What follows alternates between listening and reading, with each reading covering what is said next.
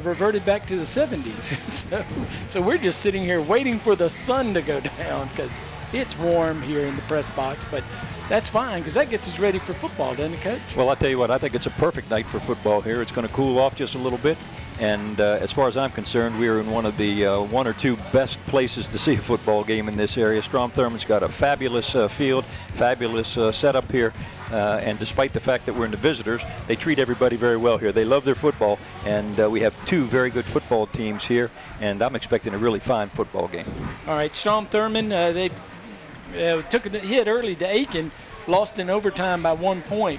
Now they've bounced back and they've won pretty handily over Emerald and Midland Valley. Yeah, they have, and I really think the engine behind this team right now is Tyrese Nick, and he leads the county or is on the top or near the top in passing and rushing the football. So he's a dual threat quarterback, and I think he's the most exciting player that I've seen in the county so far this year. North Augusta coming into this game got to be a little disappointed.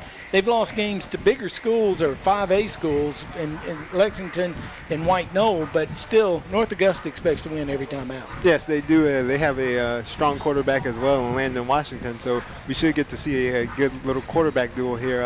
One thing to watch out for is North Augusta's run game has also emerged here in recent weeks. Despite the losses there, they've put in a lot of work into the run game and have handed the ball off a lot. So this has been a great rivalry game over the years, these two, whenever they meet, and we expect no different tonight. All right, we're going to take a break, and when we come back, we're going to take a look at some of the other games going on in the area when we return to the pregame show of the Game of the Week on ASTV and WRDW My 12.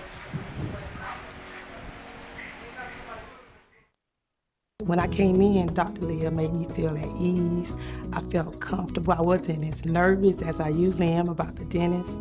What set this dentist office apart from other dentists I've been to is the modern technology. When I came in, she pretty much explained everything, and I got to actually see what she was going to be able to do. I'm really terrified about coming to the dentist, but she made me feel so comfortable. Because of Dr. Leah, I can smile. What's the foundation for a great community? I'd say it's being there for your neighbors during the best of times and the worst of times. We have a hospital that does just that. Aiken Regional Medical Centers provides over $72 million a year in uncompensated care for those in need. I call that neighbors caring for neighbors.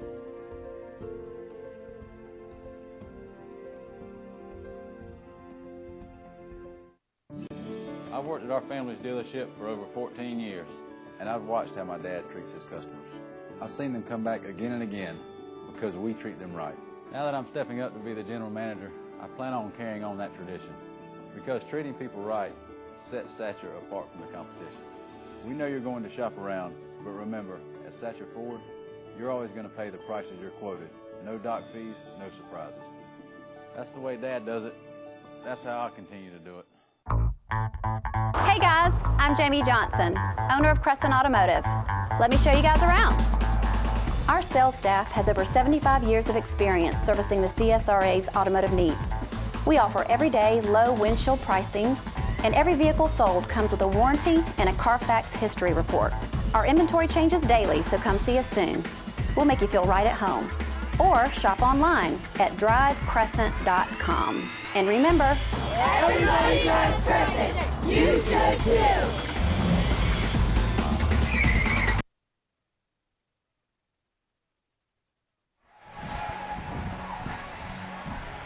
Welcome back to the campus of Strom Thurmond High School in Edgefield County, where tonight Strom Thurmond playing host to North Augusta. Another big matchup this week here on ASTV in the pregame show. All right, we're going to take a look at some of the games going on around the area. We got a short schedule tonight. Aiken, South Aiken, and Barnwell have open dates, so they're going to probably beat open dates, so we won't talk about that. Aiken and South Aiken getting ready to play each other next week. We'll be there, and we're looking forward to that. So both of them have an extra week to get ready for each other. So we'll miss you. And I'll tell you what, I think that'll be a heck of a football game next week. It's a traditional rivalry, and both teams are improved this year over what we've seen the last few years, and I think that's going to be very exciting for the entire city. Yeah. You ready for it? Yeah, I'm ready. Well, before we do that, we got a game tonight. But these games are going on tonight. Wagner Sally, who I had ranked number 2 in my poll coming in this week, amazing, undefeated at this point. They're playing Blackville Hilda, and that's a rivalry in itself. They're just right down the road from each other. Well, as long as we've been doing these football broadcasts, Wagner Sally has never been ranked as high as 2 or 3 that I can remember. This year, they deserve to be right up there. And I think they're one of the feel-good stories of the year. They're 4-0. They're scoring a boatload of points. They're playing very, very well. And I don't see any reason why they couldn't continue that tonight. I'm very impressed by their backfield. Williams is averaging over 10 yards a carry when he carries a football. Davis is about 8 yards a carry. Their quarterback does a terrific job, Frazier, running the offense for them. Very, very impressive. Willie Fox has done a nice job in just a short time as the head coach at Wagner Sally. They're playing a team that is a bit of a rival, but I expect that Wagner Sally is going to come away with the win tonight. Not only is Wagner Sally ranked high in our power rankings, they're also up there in the state poll as well, the state media poll that comes out every week. So they've really got some momentum going there. But it's up to Barnwell to try to stop them and slow that offense. The offense has really been jumping out the big leads there, and we'll have to see if Blackville Hilda can keep up with that. They have gotten off to a good start as well against some lesser competition, but they still have built that good record, and they'll learn a lot about themselves tonight against the tough Wagner Sally team. Okay, another game, another Barnwell County school. Williston Elko is up at Ridge Spring. You go with that. All right. This is going to be a big one in determining the way the region is going to shake out this year. Coming into the season, these were a couple of the favorites in the region, and tonight will kind of give us an idea of who is the front runner there for the region title. Williston obviously has been dominating that region, or the region with most of these teams in it. It's gotten shaken up a little bit this year. It's a larger region, but Williston is looking to kind of keep that roll going, and this would be a big win for them. Yeah, and Ridge Spring Minetta, the last couple of years they had a quarterback that led them, and we really liked him. This year, Tyson Bettis, I think, is doing an outstanding job for them. They're also 2-2, and the Trojans come into this game as a slight underdog. If we looked at the paper today, virtually everybody's picking Williston to win this one. Okay, so this is going to be my upset pick of the week. I'm going to take Ridge Spring in a close one, and you're exactly right. Over the years, Williston Elko has dominated this game.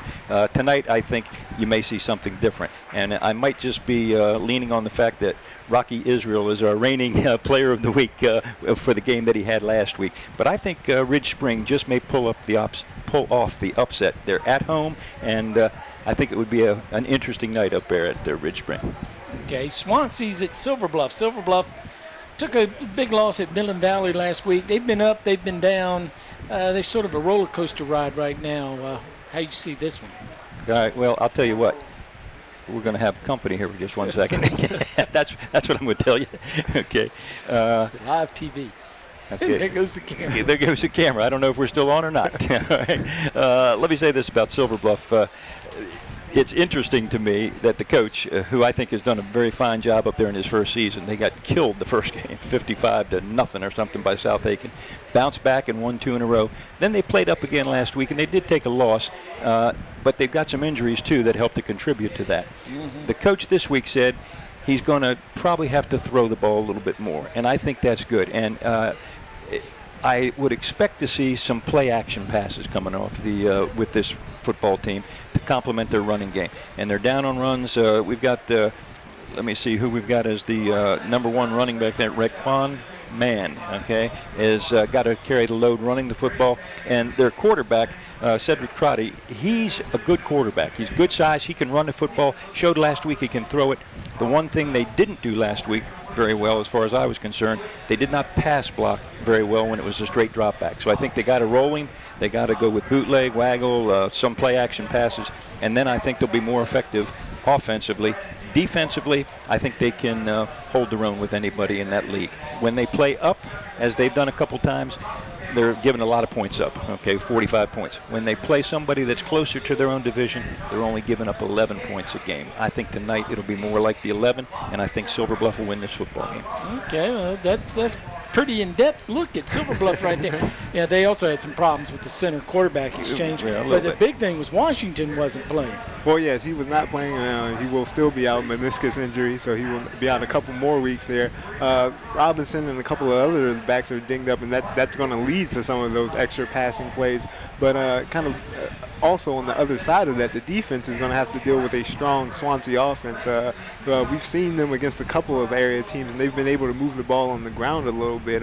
Not as well through the air, but they've been able to put up some points. So Silver Bluff's defense has responded well, as Ken said, but they may get tested a little bit tonight. And with those injuries, a lot of guys play both ways on that team, so you could see some effect there as well. Yeah. I expect Swansea to give them all they want, and Silver Bluff's got to play better than they played last week. Well, the only thing that I can say about it, and Swansea's lost to a couple pretty good teams. They lost to Barnwell, they lost to South Aiken.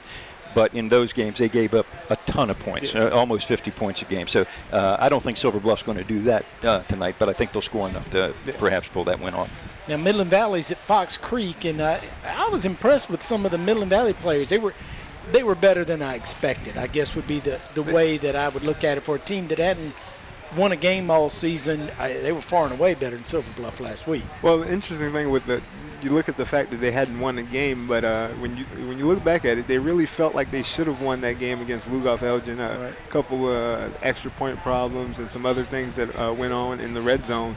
And coming out of that game, Jenkins said they're going to have to pick some things up there and get things going offensively kind of more consistently, and they've done that in the recent weeks, and it really showed last week against Silver Bluff. Coming in against Fox Creek, kind of same size as Silver Bluff, so it should be interesting to see how that offense continues to roll or keeps that momentum with Tyrese Washington and DJ Boyd and company.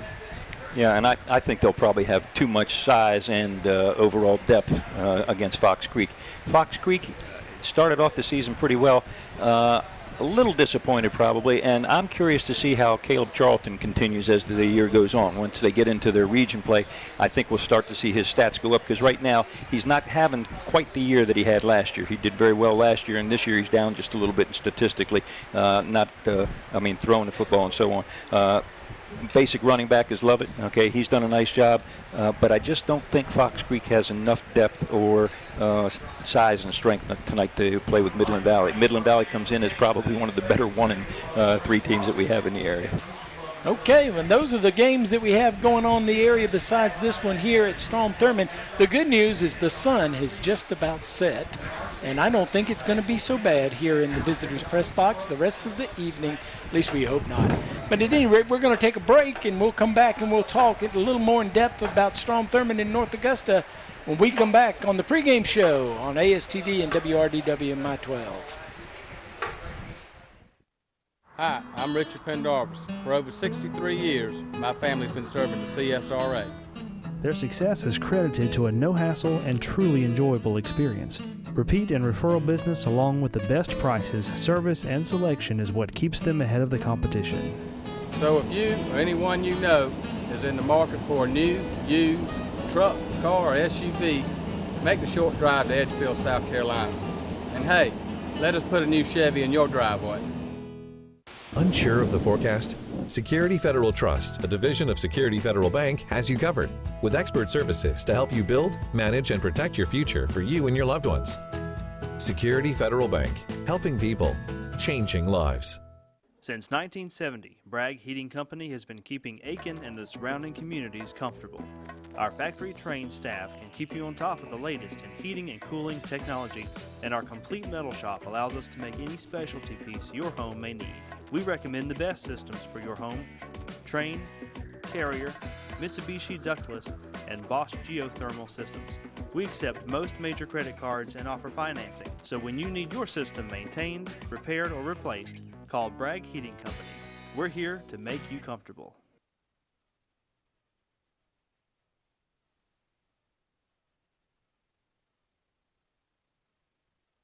When I came in, Dr. Leah made me feel at ease. I felt comfortable. I wasn't as nervous as I usually am about the dentist. What set this dentist office apart from other dentists I've been to is the modern technology. When I came in, she pretty much explained everything, and I got to actually see what she was going to be able to do. I'm really terrified about coming to the dentist, but she made me feel so comfortable. Because of Dr. Leah, I can smile. What's the foundation for a great community? I'd say it's being there for your neighbors during the best of times and the worst of times. We have a hospital that does just that. Aiken Regional Medical Centers provides over $72 million a year in uncompensated care for those in need. I call that neighbors caring for neighbors.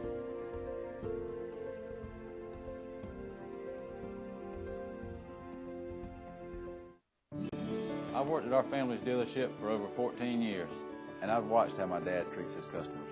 I've seen them come back again and again because we treat them right. Now that I'm stepping up to be the general manager, I plan on carrying on that tradition because treating people right sets Satcher apart from the competition. We know you're going to shop around, but remember, at Satcher Ford, you're always going to pay the prices you're quoted. No dock fees, no surprises. That's the way Dad does it.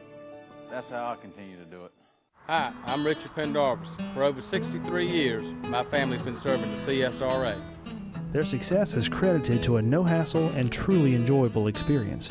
Repeat and referral business along with the best prices, service, and selection is what keeps them ahead of the competition.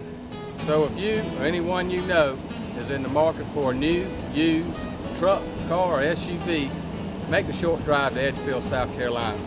And hey, let us put a new Chevy in your driveway. Unsure of the forecast?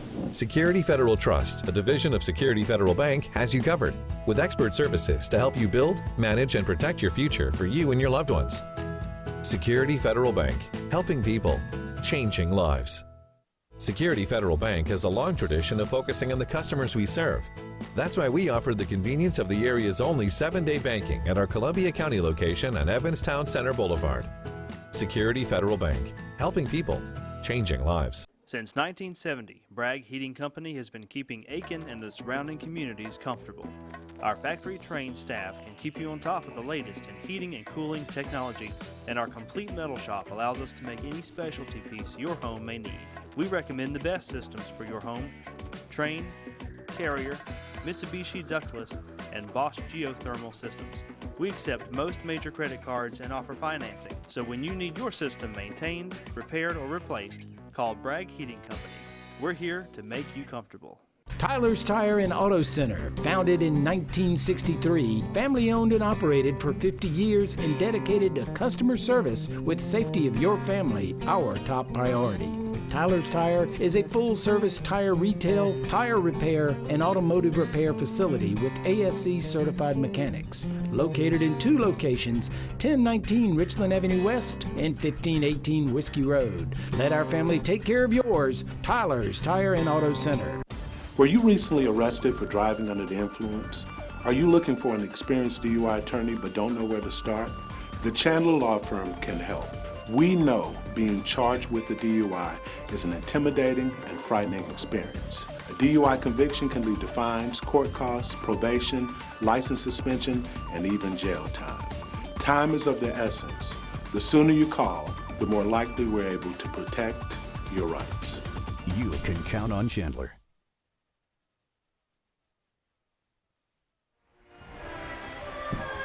Welcome back to the pregame show for tonight's game of the week. Strom Thurmond playing host to North Augusta. The North Augusta helmet is set up in the end zone, ready for its team to come running out of it. Even though we're at Strom Thurmond, they brought the helmet with them. We've had the national anthem. We've had the alma mater saying we're about ready for the opening kickoff. And let's talk a little bit about Strom Thurmond and North Augusta and what we can expect tonight. As always, these two teams always have good quarterbacks, and we talked a little bit about that in the opening. Yeah, Tyrese Nick for Strom Thurmond, like I say, he's a dual-threat quarterback.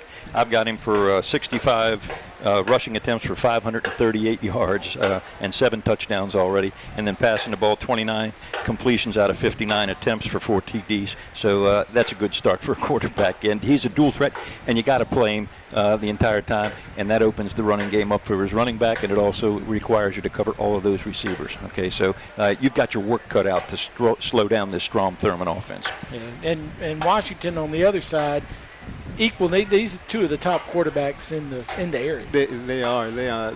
These two and Cody Boynton, I would say, are the leaders amongst the passers in the area. And tonight you'll get to see both of them kind of extend plays a little bit. Obviously, Tyrese does it a little bit more than Landon does, but he can get out there. And in seeing both of these quarterbacks play, they can really pass the ball really well. Like a lot of high school quarterbacks, you may see them throw kind of some short routes and get their passing yards that way, but neither of these coaches are afraid to let their quarterbacks throw it down the field. So we should see a lot of passing, as Ken has been calling for the last couple of weeks. and you know, Eric, it surprises me. Landon has only been throwing 10 or 11 passes per ball game, okay? And I thought going into the season, they're a balanced team, but they have been predominantly throughout the season a running ball club with their good runner back Gibson. All right, but I expect tonight that we'll see Washington throw the ball just a little bit more than he has been. Yeah, well, with the offenses being said, they're both very good offenses, but they also have good defenses, too. Yeah, and earlier in the year I talked to Coach Hillary, and he was excited about their switch in defenses. The last few years they've had a 3-man defensive line. He has moved to a 4-man defensive line because he says he's got 4 of the best defensive linemen he's ever had. He thinks they stack up well, not only in their division, but in the upper divisions too. He said that he thinks they can play. They'll need to be able to do that tonight, by the way. But with the 4-man front, 4 linebackers, 8 men is tough to run against, and North Augusta's got to be able to solve that problem tonight if they're going to be successful. Well, speaking of the Strom Thurmond defensive line, North Augusta has a couple of guys on their line that can get the job done as well. Trey Lawson, a Tennessee commit, going to play college ball up there next year after he graduates, and he really is a key to their last week's game. He had several tackles for loss. He was really disruptive in the backfield despite it being a loss. He was able to really get to the quarterback and disrupt some things, so you expect him to be in the backfield a lot again. It's just a matter of kind of staying your lanes and containing Tyrese Nick, because he can get outside and do some things there too, so that pressure has to be kind of on top of him. And you know, you say tackles for losses. If I'm reading your column today, 11 tackles for losses so far this year. That's a lot in 4 games because you know he's in there a bunch of other times disrupting things, like you say. So Lawson is a force to be reckoned with, and Tyrese Nix may get to visit with him a few times tonight. Yeah, but the speed that Nix brings is going to maybe offset that. And that's really, both of them do have really good defensive linemen, but they're both key with their linebackers, and the linebackers are always good for these teams. Yeah, Caleb Wright and Robert Batowski for North Augusta in particular, 2 of the leading tacklers. We've seen that throughout the year, and you expect the linebackers to be good tacklers. Right. Lawson creates problems, and those 2 linebackers are there with whoever else plays back there. Do a very nice job. So it's going to be tough for both teams. I think both teams defensively are playing well. I think North Augusta so far this season is playing better defensively than they are offensively. Tonight would be a nice time for them to juice that offense up just a little bit, because I think they're going to need to score some points. Yeah, and as good as the linebackers have been, and we see it, don't we, week out, like you said, there's going to be some passing tonight. Yeah. And the DBs, the cornerbacks and safeties are going to be tested. Yeah, when I actually saw Strom Thurmond play Saluda had to open up there later on in the game and had to pass because they got down. And Strom Thurmond responded well to that. Mitchell Settles came away with an interception.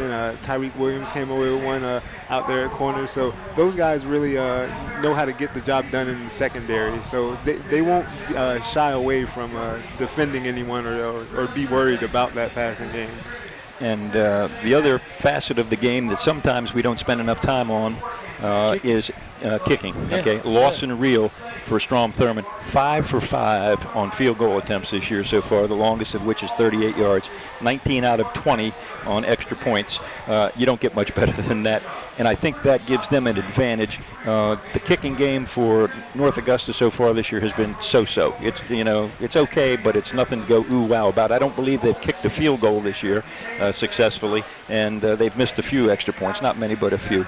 So I'd give an edge on the special teams in terms of kicking, at least to Strom Thurmond. Yeah, and the one miss was a big one. Was a block by against Aiken. Colin Flanders. And from what I hear, Colin Flanders just picked the spot where he saw they weren't getting up on the block well throughout the game, and he picked that spot and got through. And he was from what Kyle Dawson told me, who was there, he said he was there about the same time as the ball. So I was listening to it on the Johnston radio team, and you could hear, the snap, the hold. Oh, he's got to be blocked. It was instantaneously. So that wasn't on the kicker. That was a little bit of blocking on that backside. All right, well, we're about ready for the Pendarvis kickoff. We're going to take a break. By the way, if you hear the name Ty tonight, we got on Strom Thurmond, Tyrese, Tyrek, and just plain old good old Ty. So I'll probably just use that and interject it in there and be okay. If you say Ty, you're going to be right most of the time. No, I'll just stay with that. All right, we'll take a break, and we'll come back and be ready for the kickoff when we return for the game of the week on ASTV and WRDW My 12.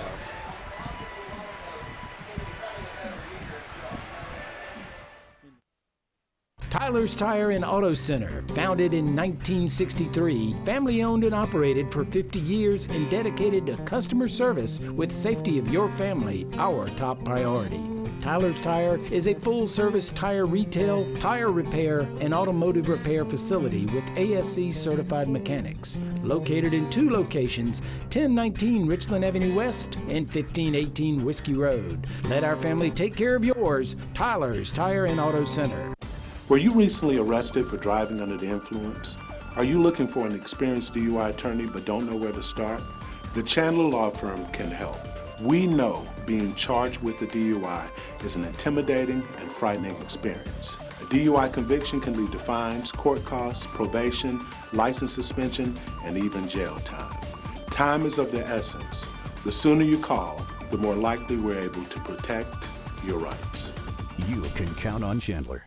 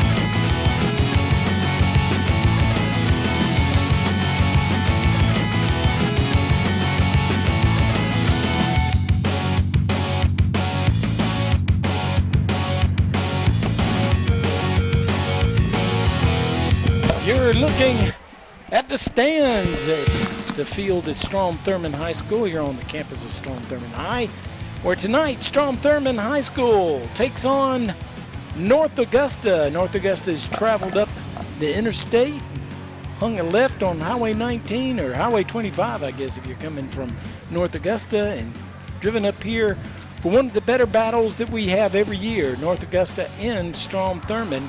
And Ken, and we said in the pregame we expected this to be a good game. I really do expect this to be a really good football game tonight. And we are not alone. Both of these teams traditionally travel well, and this is just an unbelievable amount of people that's here already getting ready for the kickoff. Both sides of the field are covered with fans, both North Augusta and Strom Thurmond. They're close enough that this is a bit of a rivalry, particularly since both of these teams have been very, very good over the years. They've got great football traditions, and we've got a lot of fans here tonight. They're going to see a good ball game, I'm quite certain, and they got a beautiful night for it. Yeah, cars as far as you can see out there in the parking lot.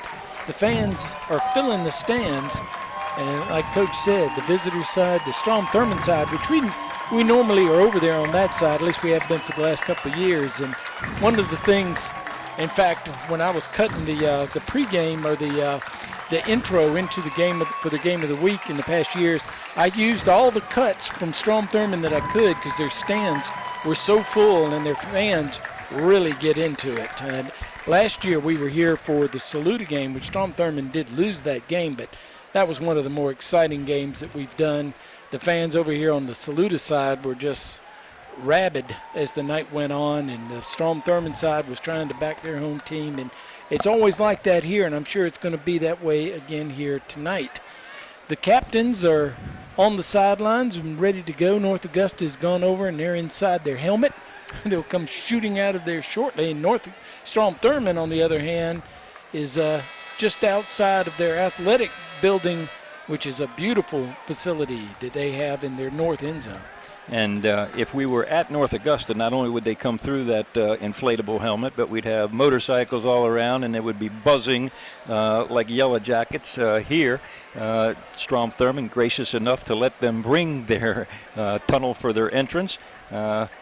I think if this were later in the year, or if it was a playoff game, they'd probably say, well, no thank you. Yeah. But for right now, you leave come your on. helmet at home. Okay. Just come on up. But that is one of the better openings when we're at North Augusta. It sure the is. sounds, the noise of it all, and the smoke that comes out of that helmet. And we're moments away. Who are our captains tonight, Coach? All right, let's start with the visitors from North Augusta. And we've got the following as captains. Number 40 is Carlos Cardina, all right, defensive tackle, and he's a senior. Number 50, Trey Lawson, defensive end and tackle, who is also a senior, and he is one of their stars defensively. Number 66, John Luke McNair, offensive lineman, a senior. And number 70, Josh Jackson, tackling guard, and he also is a senior, all right, and that's 76, Josh Jackson, all right.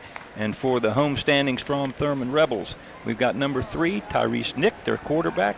Number 5, Rashad Bryant, wide receiver and defensive back, who is a senior. Number 22, Mitch Settles, a defensive back, a senior. And number 52, Trey Lanham, offensive line and linebacker, and he is a senior. All right. Strom Thurmond won easily last week against Emerald, won easily the week before that against Midland Valley. North Augusta has lost their last two, the Lexington into White Knoll. What do you think? Does that play into this at all? I think it makes them a little bit hungrier as they come into this ball game. Okay, and they started the season out going across the river to play in Georgia and defeated 2 respectable football teams in Georgia, off to a good start. They did play up one division, but I'm sure they were disappointed. Both of the games very competitive. They just happened to come out on the short end of the stick. But I think at this point in the season, we're midway almost, and they want to start building now for their region play. They would love to beat Strom Thurmond. Strom Thurmond, on the other hand, only has 1 loss, and that was an upset. Aiken pulled off the upset on that blocked field goal you talked about earlier, and I'm sure Strom Thurmond, who comes into this game a slight favorite, being that they're playing at home and everything, they want this win also. Anytime you beat a team that's in the upper division, it's a feather in your cap, so they'd like to win this one also. Yeah, the Aiken-Strom Thurmond game that Coach is referring to, Aiken won that game in overtime, 27-26. Aiken missed an extra point in regulation that would have won it for them, and then in overtime they blocked an extra point with Strom Thurmond, and I guess returned the favor to win that ball game. All right, the teams, going back to the Aiken game, this is the first year that Aiken, North Augusta, South Aiken, and Midland Valley are all in the same region. That's never happened before. Last year, Aiken was not in the region where North Augusta and South Aiken were. Midland Valley has never played with these 3. So that's interesting, and I think it'll be interesting tonight to see the comparison of how Aiken did manage to pull that win out. It was hard fought, and it was a seesaw affair. They went back and forth. And I remember that night we were at South Aiken, where South Aiken was beating White Knoll fairly handily. So this is a proving point. This is one of those games where North Augusta, certainly the bigger school, wants to prove that they're ready for the region play, as you noted. Strom Thurmond, on the other hand, has to be the odds-on favorite to go through their region and win. All right, and we had North Augusta win the coin toss, and they have deferred to the second half.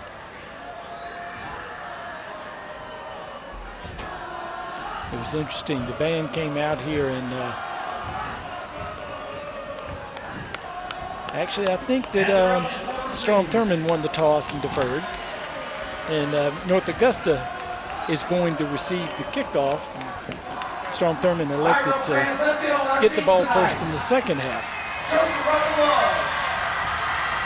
If you defer, you most likely are going to receive in the second half. So at any rate, North Augusta will receive and defend the south goal here at Strom Thurmond. From what we understand, they don't have a name for this stadium, but it is a beautiful stadium. They redid it. We're on the visitor side, but this used to be the home side. They redid the other side and put in the athletic center on the other side in the north end zone. And it's a beautiful facility now. One of the nicer places. Grass is always green here. I tell you, it's a beautiful stadium, and that is the greatest reaction to the teams coming on the field that we've heard this year for sure. When North Augusta took the field, a cacophony of sound over here on the visitor side, and when Strom Thurmond went through their banner, okay, it was louder over on the Strom Thurmond side. It was exciting, okay. These teams, at least the fans are ready to play, and I'm quite certain with these two excellent coaches, the players are going to be ready to play tonight also. Should be a very fine football game. And it was a cacophony? A cacophony, man. It was loud. That's what I meant, okay. Coach, and all kinds of sounds. To the dictionary. and more than two syllables. Probably used it improperly, but at any rate, it sounded. No, it sounded really good. All right, we're ready to go. And Strom Thurmond is receiving. Yeah, I've got, you know, I'm used to Strom going to North Augusta, and they wear the dark jerseys. Yep. So this is had me thrown. And again, we're on the visitor side. We're on the visitor North side. Augusta. So Coach had it right. Hey, can you see the he looked at me the like yard I was markers? Crazy. We got to get that straight too. Yep. All right, here we go. We're underway with the Pendarvis kickoff, going to be fielded at the 13-yard line. Got a little gap to come through. Nice return. Oh, still on his feet. And this is Tyrek Williams, one of the three ties. Great return. He brings it up past the 35. Well, they're going to mark him down at the 35-yard line of Yellow Jacket territory. Great opening return. That was terrific run by Tyrek Williams, and he's only a junior. I've talked about a lot of seniors already, but he's only a junior. Okay, showed some fine speed there, good blocking, nice return. Sets them up so that they're already in 4-down territory. All right, they're on the 35. Tyrese Nick leads his team out. Called the play over on the sidelines. And let's see what they start out with. This could be something right here. And keeps, and North Augusta was ready. They swarm him over. He's going to lose a yard. Bring up 2nd down and 11. Unusual call. All right, they had 3 wide receivers to the right. Okay. Caused a little bit of confusion initially, but then the linebacker did go to the wide side for North Augusta. They came after Nick, and there was no running room at all. Balance set this time. Dalton Body to the left of Nick.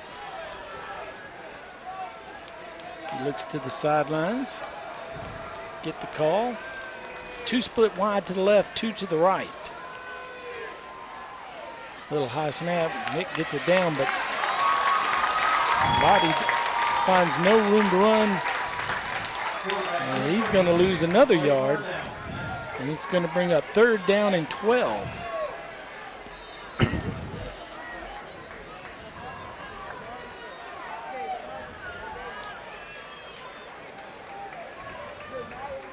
Mitchell Settles checks into the ball game. 3 split wide to the right. Straight drop back, going to throw out to the left. Gets a block, comes back. Knocked down Rashad Bryant with the catch. You know, that was a well-executed pass. Took a little longer to develop, so the defense for North Augusta could respond, but the receiver did get a couple of nice blocks out in the corner and nearly had a breakaway. Picked up 3 yards, 4th down and 9, and Strom Thurmond will go for it. Going to roll to his right. Got 3 receivers on that side. Pump fakes now. He's got a little room to run. He's going to be close. And He did not make it. He's going to come up about a yard short. Great effort by Nick to get there, but North Augusta able to corral him before he passed the 25-yard line. So they spot him at the 26. And that'll be a Chandler Law Firm 1st and 10 for North Augusta. Front four from North Augusta did a nice job on defense in that series. Trey Baker, Trey Lawson, Carlos Cardenas, and Dalton Tolar. Landon Washington now at quarterback for North Augusta. Brings a man in motion, flips it to him. That's one of those that probably will go as a pass as he flipped it forward.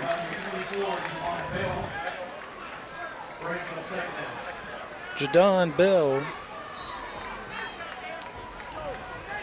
And he is one of their primary receivers also. Also does a nice job on defense. Neither one of these teams has too many people going both ways, but Bell does go both ways for North Augusta. Inside handoff. Little crossbuck action. They needed a yard. I don't think they got it. No, I think they lost the yard there. Well, they're going to spot him. He's only inches short, just outside the 36-yard line. He's to cross the 36. Nice tackle that time by Jaquan Edwards.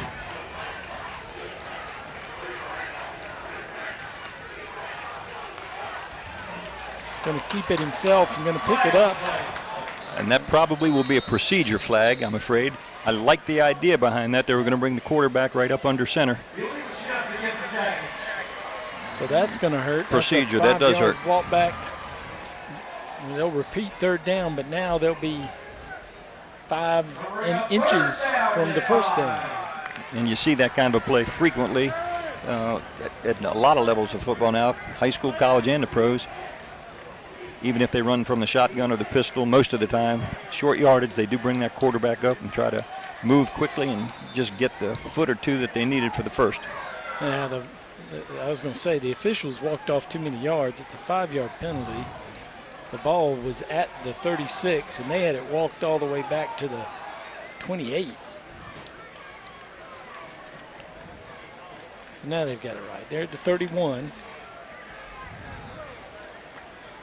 So they'll need 5.5 yards here on 3rd down. Let's make some noise, Rebel fans. 2 split wide to the right, 2 to the left. Gibson next to Washington in the backfield. Now he looks over to get the call.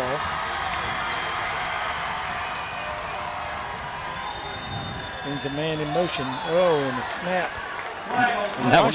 Washington wasn't ready for that. False start against the Jackets. So North Augusta going backwards. They picked up the 1st down, but a procedure penalty followed by another procedure penalty has backed them up to where it's going to be 3rd down and 10. That brings up 3rd down and 10 for the Jackets. Let's hear some noise.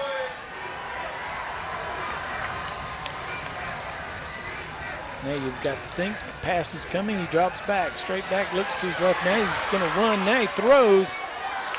Oh, wow. Good defense, not sure whether Settle's got his hand on it.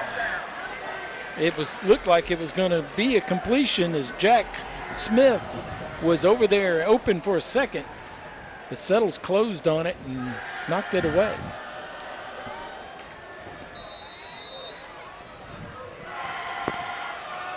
So both teams get nothing in their first possession. Strom Thurmond ran 4 plays, turned it over on downs. North Augusta's going to go 3 and out as the punting unit is on. Line drive. Good punt. It's far, nice catch. Looking to bring it back, and nice coverage. Good tackle that time by North Augusta to keep Rashad Bryant from going too far. Bryant made a nice over-the-shoulder catch of that line drive punt. He sure did. think it surprised him, the length of it. So the 29-yard line is where Strom Thurmond will start. Chandler Law Firm 1st and 10. Yeah, the average punt for North Augusta this year so far has been around 33, 34 yards, and that one was almost 10 yards longer. Tyrese Nick, his second time with the ball. Quick out. That was a dangerous pass. North Augusta was there. Tried to get it to Tyrese, or Tyrek Williams. Tyrese to Tyrek. They're going to lose 2 yards. DeJuan Bell, number 24, not only defeated the blocker, but nearly intercepted that ball. In on the tackle. Great play. If he'd been inside, he would have been there when the ball got there. As it was, he was outside, but was there to make the tackle.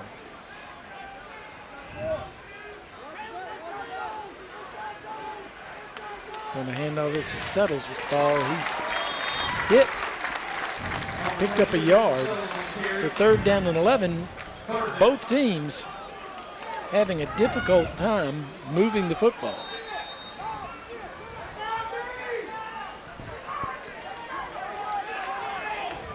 Again, 2 split wide to the left, 2 to the right. Settles in the backfield next to Nick. Nick drops straight back. Now he's going to run forward. Pump fakes. And he's hit. He's going to be short of the 1st down. So the North Augusta defense waiting for him, willing to give up a few yards, and the punting unit will come on. And thus far, the defensive fronts are dominating this football game.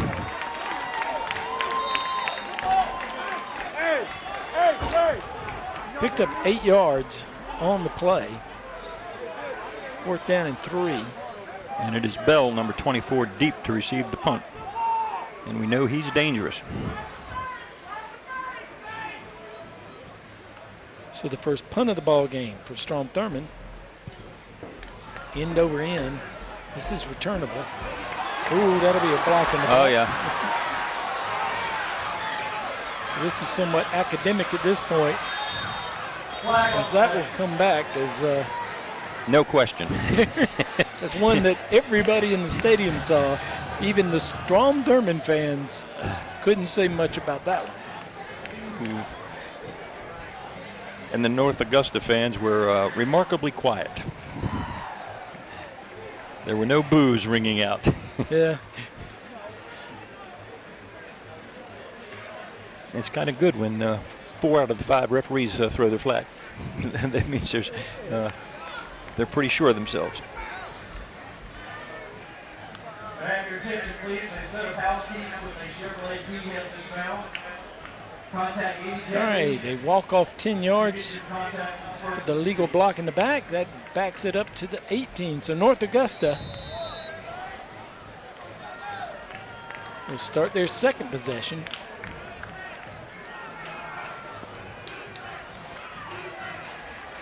And Gibson going to pick up a couple to the 20-yard line.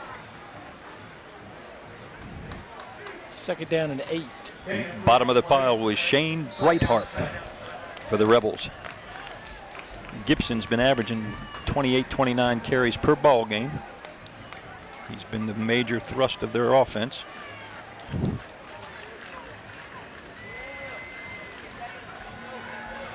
Quick pass on the slant. Did a little skinny post. Went off his hands. And this is the first time we've been live with North Augusta this year. But that is what I remember about Landon Washington. That ball was on a rope, okay? It was just a fire. It looked like it came out of a pistol or something. He has quite an arm.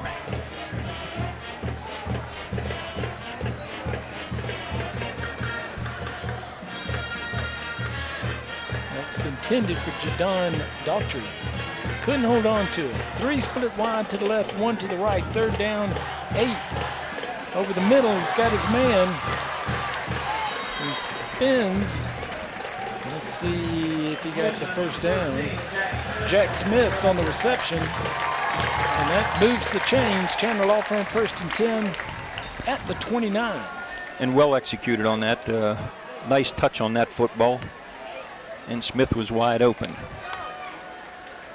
That was kind of a screen with no blockers in front of him, just to let him slip out into the open spaces. They give him the 30-yard line. So a new fresh set of downs. That was a dangerous pass, but a nice catch. It was too high, or it would have possibly been intercepted. And that's number 12 for North Augusta. That makes the catch. That's Mandry Ogletree, junior.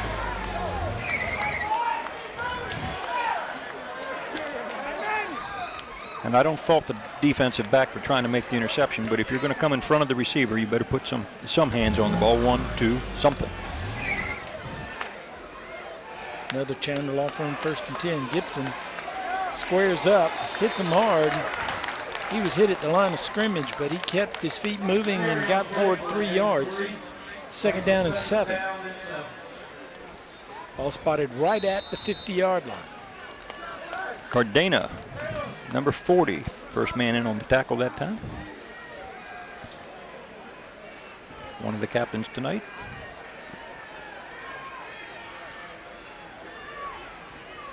Quick out.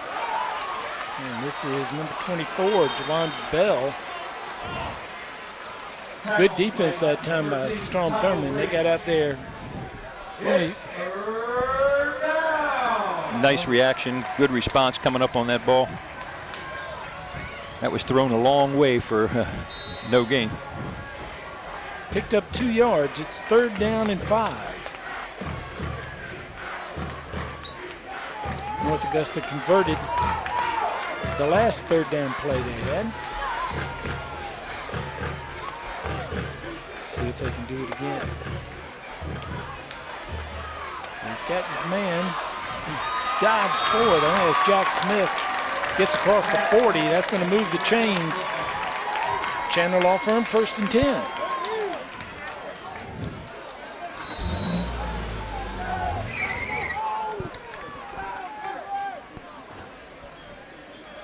North Augusta doing a nice job with this short passing game. They've got them spread out pretty well.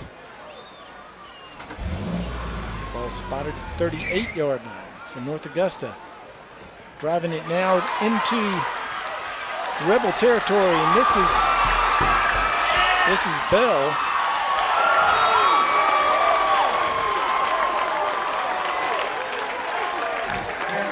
Bell now takes it to the house. Gets it inside the 5-yard line to the 4-yard line. Now, this is one of the areas that North Augusta has needed to improve. What can they do here in the red zone? Had a terrific drive right here, well executed. Let's see if they can take it in. Hands off. Gibson keeps the legs churning, gets to the 2. Brings up 2nd and goal. North Augusta was stopped by penalties in their opening drive. This time playing error-free and moving it down the field. Only 2 yards outside the Tyler Tire end zone.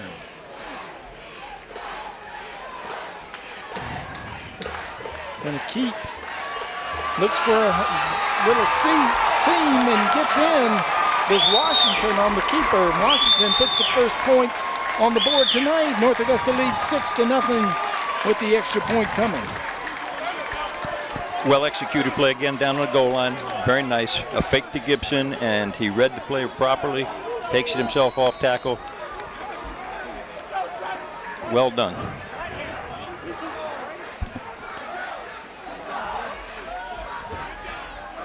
Extra point try. It's up. And it's through. Nice effort coming from the side by Strom Thurmond, but just missed it. 7-0, North Augusta leads. We'll be right back.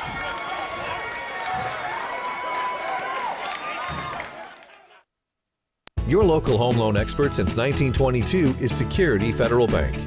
Our home loan experts will help you choose the ideal home financing solution for your individual needs. Security Federal Bank offers conventional, FHA, VA, USDA, and renovation loans with local underwriting, local processing, local decisions. Call your local home loan experts today at 803-641-3000. Security Federal Bank, helping people, changing lives. Federal scoreboard shows North Augusta up 7-0, 1:43 left to go in the first quarter as we take a look at the DriveCrescent.com replay as Washington gets into the Tyler Tire end zone. There's the key block right there. Right tackle came across, opened the hole. Well done. Landon Washington looked very, very sharp on that drive. And number 24, Deshaun Bell looked good. Number 13, Jack Smith looked good. The line did a fine job. That's the kind of thing we're kind of used to seeing from North Augusta. Just a very, very well executed, outstanding drive. Here's the Pendarvis kickoff. Drives it down to the 9-yard line. Bobbled by Settles. Settles picks it up. Finds a crease. Now he tries to get a tackler off of him. He gets to the 39-yard line where it'll be Chandler Law Firm 1st and 10 at the 39. And for those of you at home wondering, why don't you tell us who the kicker is? We don't know. We don't know. We don't have him in our roster. On the defending the kickoff, Chris Torres, number 21, and number 44, Trajan Baker. Okay, in on the tackle. Another nice return. Sets him up for a good field position. We'll have to go ask the North Augusta radio crew who's over here in the visitors box with us. Jason and Bob Bolton here covering the Yellow Jackets. Helmet goes flying. There goes flags. Flag on the play.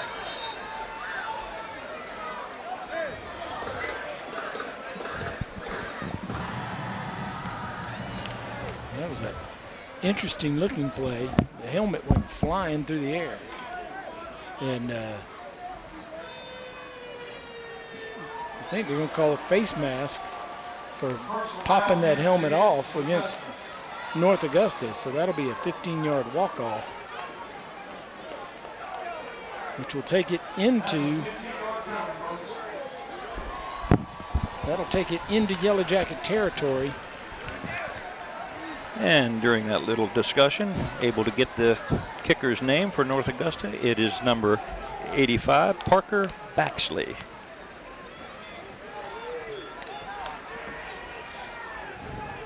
The radio crew did know. All right, so Strom Thurmond gets 15 extra yards there at the 46-yard line. Chandler Law Firm 1st and 10.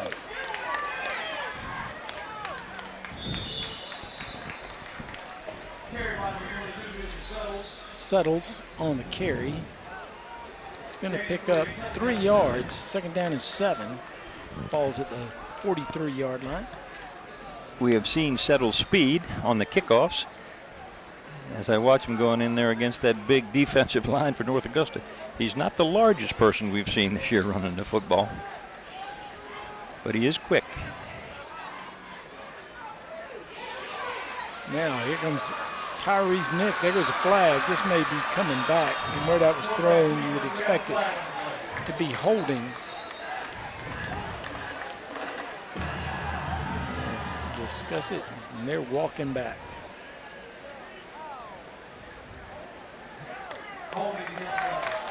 So it is holding is the call. So that'll be a 10-yard walk-off. Negates a good run from Nick. Yeah, that's the best run he's had tonight so far. Coming back, so penalties playing a role in this drive. 1 for and 1 against. That'll take it back into Rebel territory at the 49. 2nd down and 15.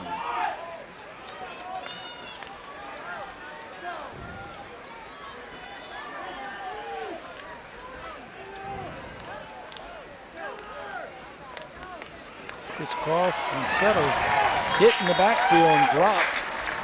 Loss of 2 yards. Back to the 47.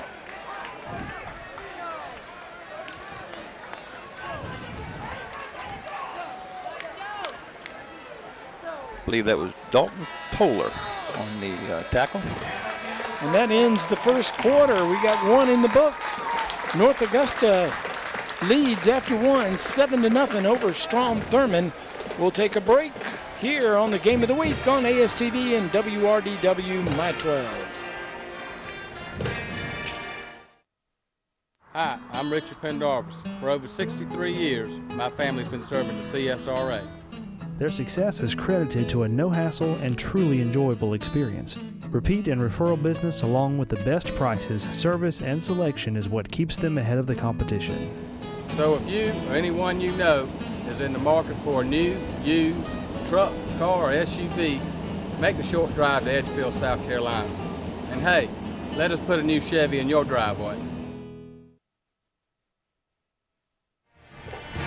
One quarter's in the book. North Augusta leads over Strom Thurmond here in Edgefield, 7-0. Stay tuned at the end of tonight's game. We'll be naming the Center for Dentistry MVP. You'll want to stay tuned once the game is over. Hopefully, not only hear who the MVP is, but have an interview with him as well, which we've had the last few weeks. All right, let's take a look at that last play on the DriveCrescent.com replay.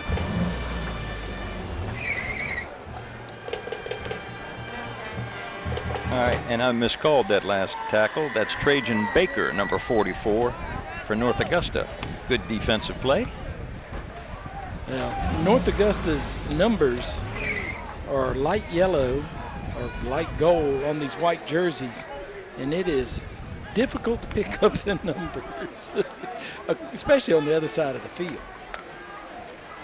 They'll blend together. But they look good in their white. When they look good on the scoreboard, leading 7-0. Now we have some movement. It looked to me like North Augusta was moving, but they were, but the defense can move.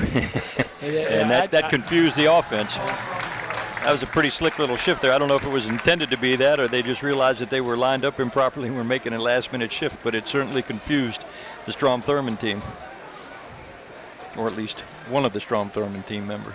So Strom, after getting well into North Augusta territory, going the opposite direction now after a couple of penalties.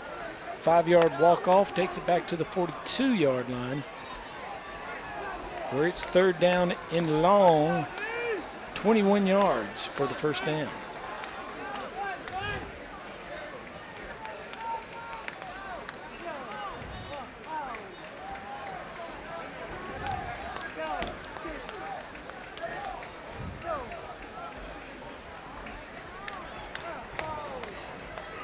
Okay, pick up all the flags, and we're ready to go. 3 split wide to the left, 1 to the right. Nick looks to the right, had one-on-one coverage out there. Now he's going to throw across the field, and incomplete. That's on the far side from us, so hard to tell if his feet were out of bounds. Looked like he made the catch. And that was well thrown. And they put 3 receivers to the short side of the field once again. Single coverage, one-on-one on the outside. Had the man open. Obviously, from our vantage point, we didn't see how far out of bounds he was, but obviously not in the field of play. Where he went out of bounds, he would not have had the first down, but Strom, I'm sure, would have gone for it. Been much shorter as it is. And now here comes another flag. I think this is going to be a sideline warning against North Augusta. Yeah, sideline warning, so it won't be a walk-off. That gets coach getting people back.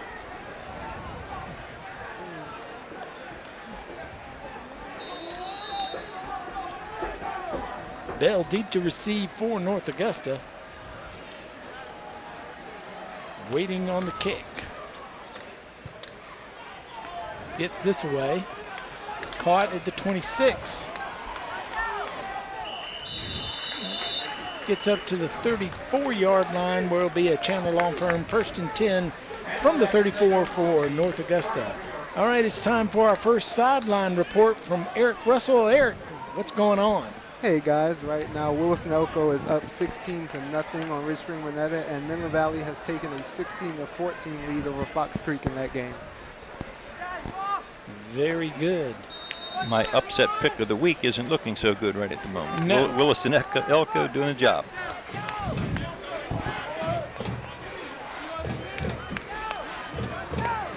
Here's Gibson. And here comes a flag. Once again, that's usually holding where that's thrown from. Got the ball up to the 35-yard line. From where it is, it's either got to be holding or face match, but I'm with you. I think it's holding. Holding against North Augusta, so a lot of flags flying here. There are too many flags flying. Birds are supposed to fly. Flags should stay in your pocket. Spoken like a true coach. Walk off to the 25-yard line. So it brings up first down and 18. Quick throw and hits Smith. Jack Smith with the catch. Big play, and Washington had pressure in his face. We'll have to look at the DriveCrescent.com instant replay, because that was a great throw under some pressure from to Washington. Yeah, well, like I said, I've touted him all year long, and I think he is the best thrower in the area, and Smith is wide open. Okay. Run that seam route. Picks up into Strom Thurmond territory. This had just led him by a little bit. Pretty good defense that time by Strom Thurmond. Yeah. But you know what? I like the call. Okay, stretch the field on him, make him aware that you're not afraid to throw it deep like that, loosen things up a little bit. And again, that was a beautifully thrown tight spiral by Washington. Pass was intended for Jadon Daltrey.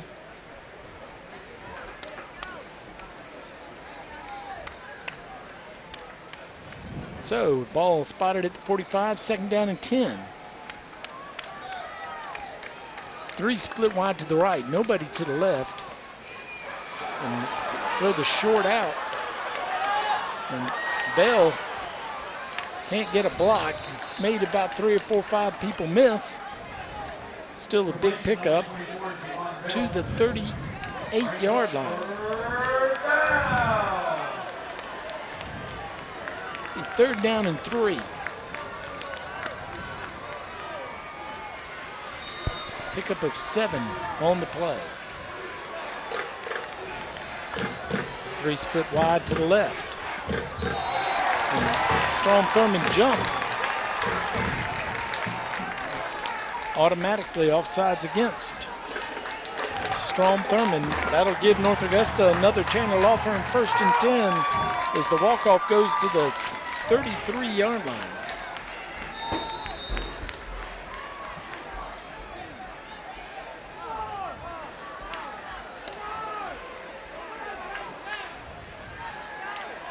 Goes quickly out. He's open. That's Jack Smith on the far side. He catches it, moves it into the 28-yard line.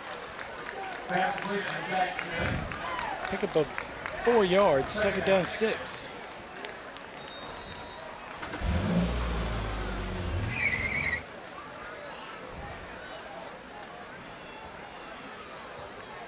Sunset, and it's a pleasant evening here in between Edgefield and Johnston.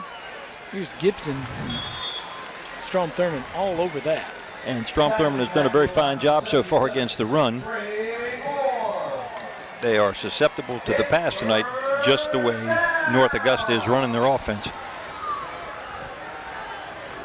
They're executing it very well. Loss of 3, third down and 9.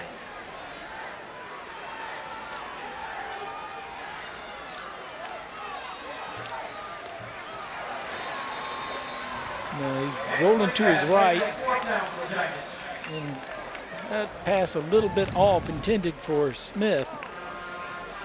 So it brings up 4th down and 9, and I believe this is 4-down territory. I think so, and that pass, really the first one that they looked out of sync. Either the receiver didn't exactly know where he was going to go, or the quarterback and he were not on the same page.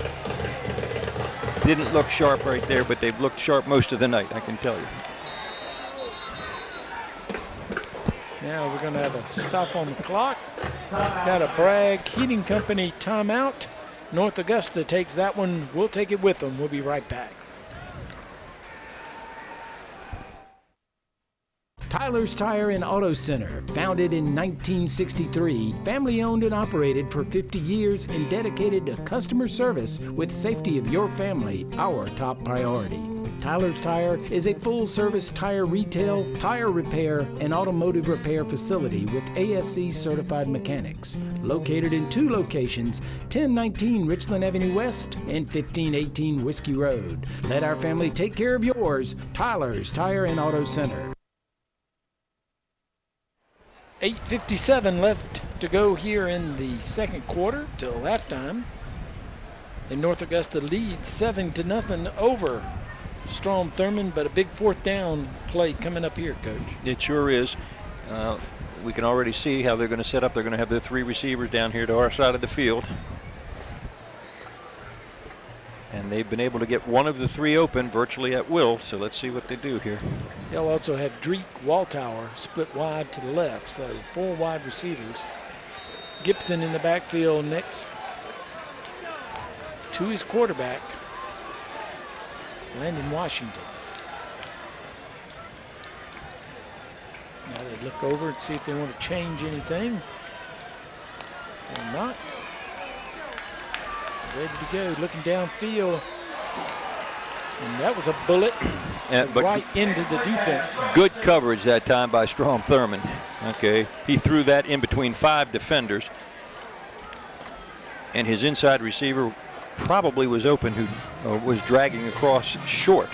But he was looking for that deeper slant pattern, and Strom Thurmond was ready for it. Looking for that first down. Yep. Got to get the 9 yards. So the ball turns over on downs. Both teams have done that now in this end of the field, right around the 30-yard line. So Strom Thurmond takes over. Chandler Law Firm 1st and 10. Nick fakes, keeps, hit hard as he gets up to the 35-yard line. Pick up a 4, 2nd down 6. In on that tackle, Caleb Wright, one of the leading tacklers for North Augusta, number 8.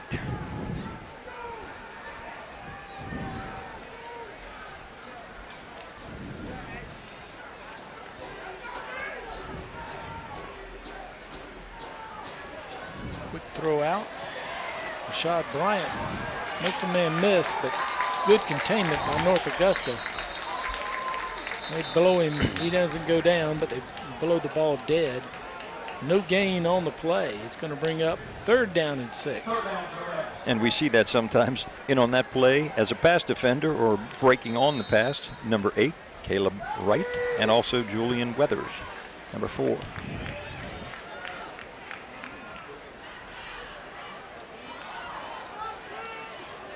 Strom trying to get the play in. Nick calls out the play. Rolls to his right. Feels some pressure, now going to try to run away. Does a good job staying on his feet. Oh, he made it. He's going to be close, but he fumbled there at the end. And I believe Strom Thurmond recovered it. They may say he was down. Not 100% sure. Well, he had the first down anyhow. That was all Nick there. He was about 5 yards short, and he started battling. And they need that to happen. They need something. They need a spark, okay? And he's their spark plug, so let's see if he can get him rolling. Chandler Law Firm 1st and 10. Handoff to Settle. Settles makes a man miss. I was thinking that was going to be a face mask. I don't know if that was the call. It was late. They got a hand up around the face, and it is. You got it. Face mask against North Augusta. It's a 5-yard variety.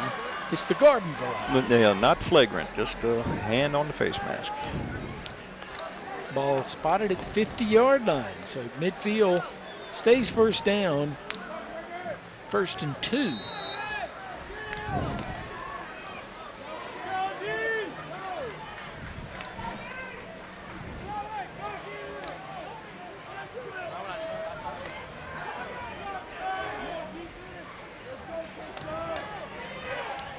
They're going to keep, gets to the edge. Probably enough to get the first down. He's right at it. They're going to say he got it by a yard and move the chains. Chandler Law Firm 1st and 10 at the 47-yard line of Yellow Jacket territory.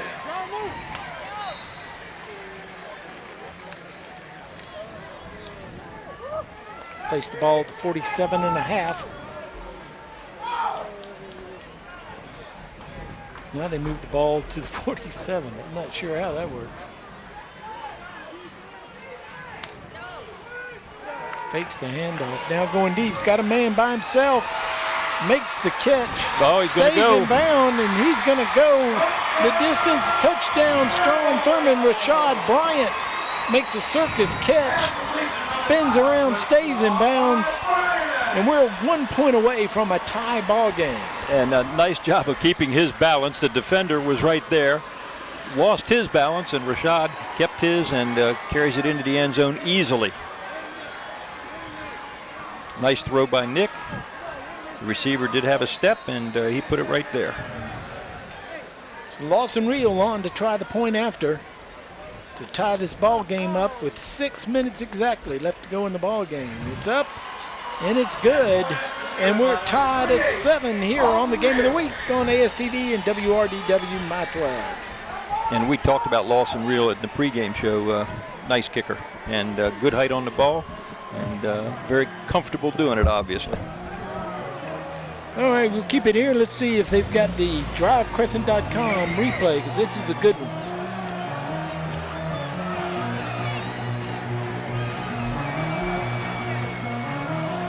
Pretty good protection. He did have some pressure. That's a nice catch. Nice balance. That's real nice balance. Well done.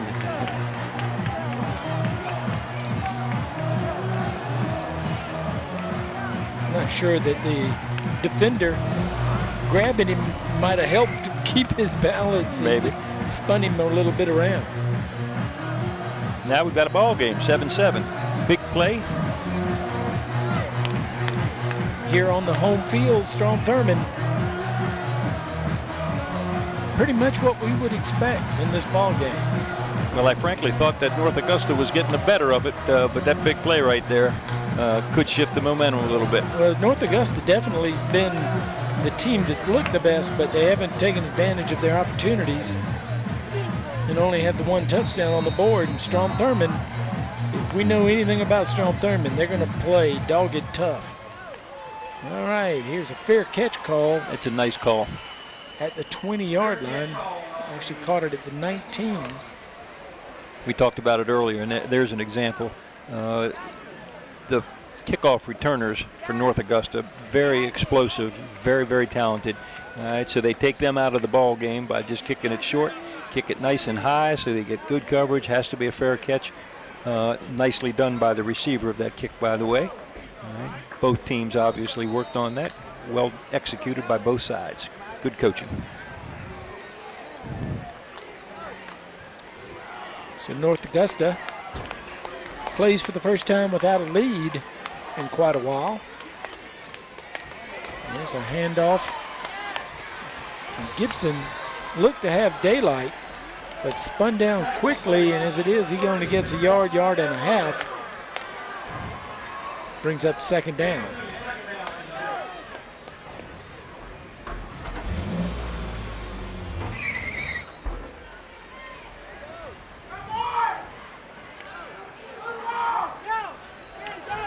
Jones, Brightheart, and Moore in to stop that play. Nice little pass there, curl on the sidelines. That's Bell, makes the catch. Well-timed play. That was executed well. 31-yard line, move the chains. Chandler Law Firm 1st and 10. I'm impressed by their offensive strategy tonight in the passing game. 3 receivers up top there now. To the left, tough to cover them. Now into open field. Gibson with lots of room. This is his biggest run of the night. He gets down to the 40-yard line. into Rebel territory. North Augusta looking to answer Strom Thurmond. And that's the first significant run that Gibson has had. Spark for North Augusta. Oh, there's a nice kick-out block. Had him spread out all over the field with that trips formation. Created some running room. Trips to the left, one to the right. Handoff again. Gibson hits hard.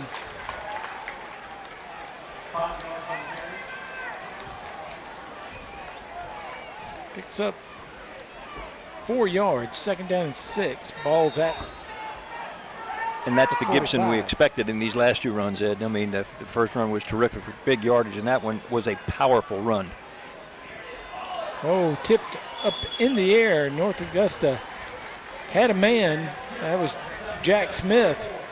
Washington gets it tipped and goes straight up. Yeah, number 77, Trey Moore, tipped that ball. That's a big defensive play because he did have an open receiver on that slant. Same formation. Goes back, gonna look to the right. Had single coverage, and Bell makes a heck of a catch. And they're gonna say he was juggling it, incomplete. Whoa, let's see that one again. We'll have to go to the crescentdrive.com instant replay. Of course, it won't help the Yellow Jackets. And it won't help the officials, but if we can see that, let's see what we think. Let's see what the eye in the sky thinks. Ball is well thrown.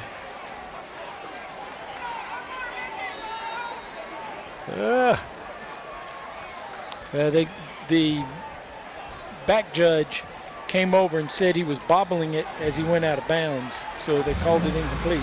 So another big 4th down play. North Augusta failed on this their last time down the field at the 30. They're at the 35 now.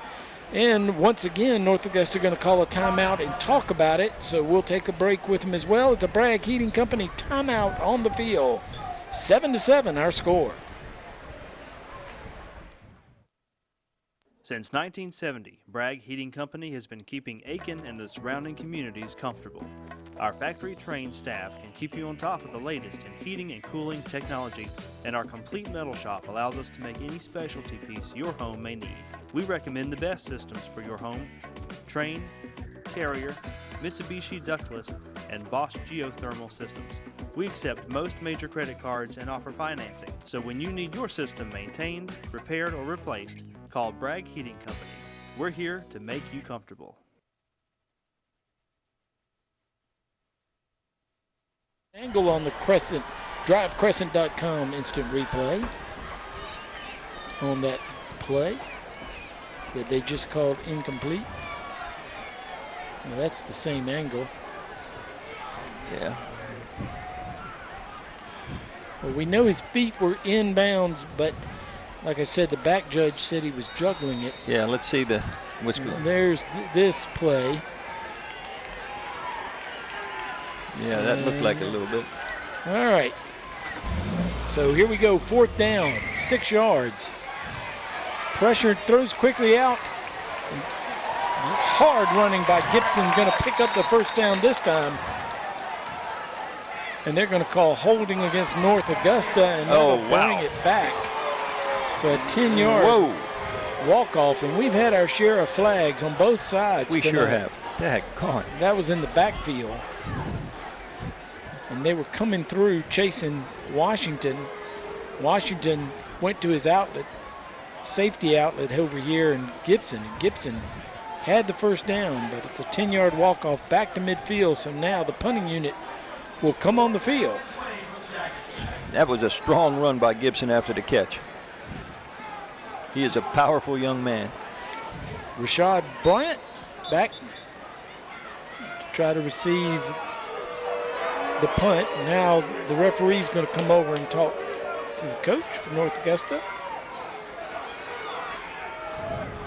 Don't think he appreciated the holding call. I'm sure not. I think the referee said, we don't care if you appreciate it or not. Something like that. Back sleeve, punts. Fumbles it. That's one of those dangerous running up to try to catch it on the fly. And very fortunate, Strom Thurmond recovers it on the 20-yard line. Oh, yeah. Number 9 for Strom Thurmond, which would be Javen Holston.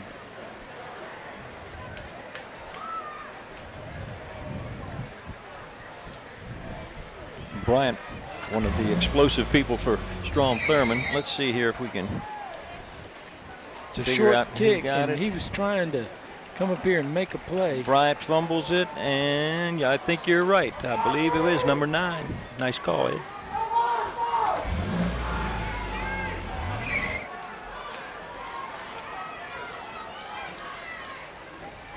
So Nick back at quarterback, and now we've got a timeout. Before there was movement and another flag, we get a timeout. There's a Bragg Heating Company timeout on the field. So what do you think about all the flags? I don't like them. That's what I think about them. I don't like. And you know, some of the flags, and I'm not saying the ones that we've been watching tonight, but some of the flags that get called at all levels of football are unnecessary as far as I'm concerned. You have a play that's way to the right, and somebody on the left-hand side that's out of the play completely gets called for holding. I think they should forget that.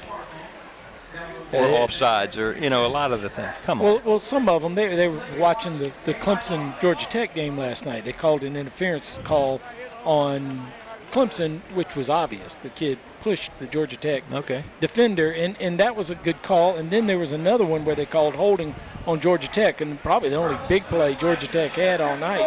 And it was obvious they held number 42, I forget his last name, for Clemson, and he would have made the tackle if they hadn't held him. So some plays, like you said, are warranted. If they're in the area, I'm okay with it, but the ones that are not in the area especially, I don't like. Here comes a running play to Settles, and a flag follows in, and the referee calls in as another holding call. And it's one of those things where they start calling them, and then you start looking for it, I do believe. I'm not saying that it's not there, but like you said, that was trailing the play. And you know, the way that football's played nowadays, it's all hands, okay? And you put your hands out to block, you put your hands out to shed the blocker, all kinds of things, okay? You could probably call holding on every play. And once you start rolling, start calling it, then you're almost obligated, I think they feel obligated to call it whenever you see anything that's close. You know, this is the most penalties we've seen this year. It's been unusual this year to see many flags. Oh, man, all by himself, Rashad Bryant. He had to slow down and make sure he caught it, because this is going to go 90-something yards. Touchdown, Strom Thurmond. And that was a busted play on the defense. Oh, absolutely. I got to see that one again. How did he? I mean, he's 25 yards behind everybody. That can't happen. First down and 20, and he was all by himself. And I think that was one like that Barnwell play where Earl Bostic, we asked him what was he thinking. He said, I was thinking, drop it. Please, please let me catch this. And that was Bryant. Bryant slowed down, looked it in, made sure he had it, and it was clear sailing to take the 13-7 lead. Extra point coming on. And after this extra point, I hope we can get the replay. I got to see that one. I can't imagine that he got that open. I mean, that's crazy. 14-7 is our score on a first down and 20 at the 10-yard line. A 90-yard play. Even out of the camera. There's no defenders. and Rashad. Bryant is one of the top receivers. We already saw him score the first touchdown. You got to think that they're going to watch him. Of course, coming into this game, we were talking about it before the game, you and I were, of Strom Thurmond and their top receiver. If I can find the right thing real quick here. It was I guess that was the North Augusta receiver who had only 5 catches. 5 catches, but he had a lot Jack of yardage. Smith that had 194 yards on the season. Now, he's caught a bunch of passes. Yeah. He may have caught 5 tonight. You're right. His yard per catch was 38.8 coming into tonight. I don't know if I've ever seen anybody that wide open before, ever. Again, this is going to be a fair catch, this time at the 24-yard line. And obviously North Augusta practiced that this week and that's Jack Smith there getting over in his position, and they told him if it's kicked to you, fair catch. So North Augusta, who led 7-0 for most of the first quarter into the second quarter with 3:08 left to go here in the second quarter. North Augusta trails now 14-7 here on Strom's home field.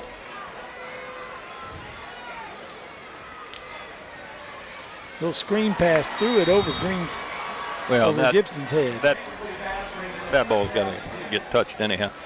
I'm still flabbergasted at that touchdown pass.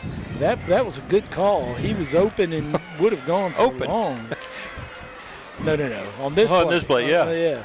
Woo. Not the one on Bryant. Now Gibson gets a little gap, moves it up to the 30-yard line. Pickup of 6. That'll bring up 3rd down and 4.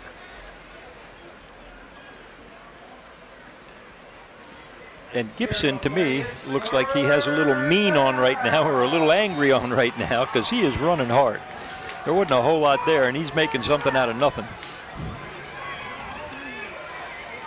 They go to him again. Stay with the horse. He gets up over the 35-36. That'll move the chains. Another flag. We have a flag on the play.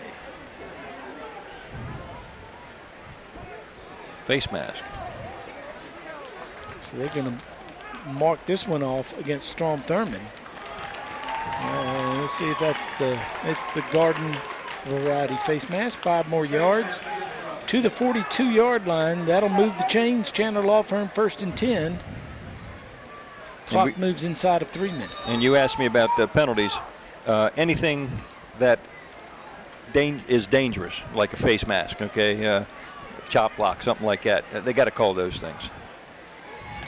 Now on the slant, nice catch this time by Bell. They don't say he's bobbled in it this time. Ball into Rebel territory at the 42-yard line. And North Augusta is back where they were just a little while ago. They've been down here 3 times in a row. They haven't got anything to show for it yet. Here comes Gibson. Spins around. He's finished. Good sure tackle that time by number 2, Cadario Herman. You know, that formation that they just used there with the 2 wideouts to the left, single wideout here, quarterback and running back in the backfield, I think is one of the toughest offensive sets to defend at the high school level. And they come back with that. What it does, it sets up that man-on-man coverage. You got man-on-man down here. And here comes Gibson again. He gets spun around, but he's thrown for a gain. And he may have picked up another first down. He did. Give him 11 yards on that carry. And I think the final 3 was from Strom Thurmond throwing him toward the end zone as they head toward the Tyler Tire end zone. And now we're going to have a timeout. And it'll be Strom Thurmond taking this one on the Bragg Heating Company timeout. We'll keep it right here. We got 1:33 left to go, and North Augusta, I think, needs to get a little confidence going into the locker room. They've moved the ball. They've been down here in this part of the field in the second quarter with nothing to show for it. And like I say, Bell running much more successfully here in the second quarter than he did in the first quarter. Gibson. And like I say, Gibson, excuse me. And what we have set up is you got 4 wideouts. Okay, it spreads the defense out. You really only have 6 defenders in the box, and as a general rule of thumb, you only have 6 run the football. And they've done that successfully now with Bell. Bell out on a one-on-one coverage here. He's a threat to score anytime. You got Gibson, who now has some running room, and you got those 3 defenders in the trip set that are hard to cover. Somebody's been open all night. Washington sets him down. Looks to his right, looks for the screen pass. He has it. Nice spin by Gibson. Gibson may be able to take it all the way in. He does. Touchdown, North Augusta. Here comes a flag late as they throw it back behind the play. Oh, now see that. Well, 15 yards. He was in the end zone when he threw that flag. Well, now that's. And they're going to call holding against North Augusta. Whoa. And bring it back. Now that's kind of an example of, I mean, come on. The kid's 25 yards down the field ahead of him. Well, the part I don't like from where he called that, he's not watching the ball. His job's to call it into the end zone, and he's looking back down the field. And they're asking Strom Thurmond if they're going to take the penalty. I think they'll take the penalty. Sure. And watch this. All right. Now that's just like a running play, basically. Well, that's not it there. So it's right about here. And it does look like he tackled him right there. But, you know, what are you going to do? If I'm the offensive line coach, I'd say that's a pretty nice block. That's a pancake. Well, they're calling it both ways, that's for sure. Now they're going for the end zone again. Bell's back there. Oh, nice defense that time. Number 9, Jevin Holston got his hand on the ball. That was touchdown all the way. During that walk back, they walked it back 10 yards.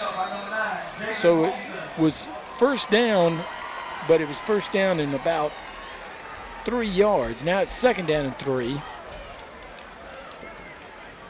Now they go back to Gibson. Gibson's going to get the first down. It looked like he might be able to break it. They pull him down at the 15. That stops the clock with 1:11 left to go here until halftime. They are doing a terrific job as far as I'm concerned. They're mixing their plays. They're running the football effectively. They're throwing it effectively. Penalty killed them, but they've got them on their heels right now defensively. Brian Thomas probably ready to blow a gasket down there. Yard gain on that. Clock continues to roll. Now North Augusta's got one timeout left. Second down and 9. They're taking their time. Yeah, they better not take too much time. Let's go here. Looks to his left, throws it over the middle, hit him. Defense, North Augusta crowd would like a interference. Pass was intended for number 1, Drake Waltauer. He couldn't pull it in. I tell you, that's a nice route, a nice throw, and good defense. He's one-on-one coming across here. He got his hand in there. I don't know if he put his hand on his back or not, but he got the hand in there to block that pass. That was a terrific defensive job. So the clock shows 35 seconds, but it's third down. North Augusta can pick up the first down. Now throws it in the end zone. That's going to go out the side. Incomplete. Had people, looked like there was some confusion in the middle of the field as everybody else seemed to be right in the middle of the field in front of the goalpost. And too many people, that's pretty easy to cover. Had the one sprinting for that corner. All right, Parker Baxley coming in. So far, he's had a good night. Let's see if he can make his first field goal of the year. Kick is up. And it's no good. It's wide right.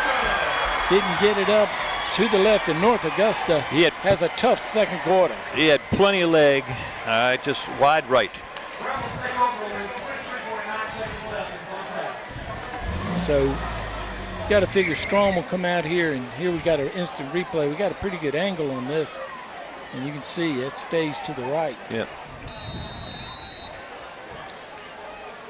So you got to figure Strom's going to take a knee, run out this clock, and be glad to have a 14-7 lead here at the half.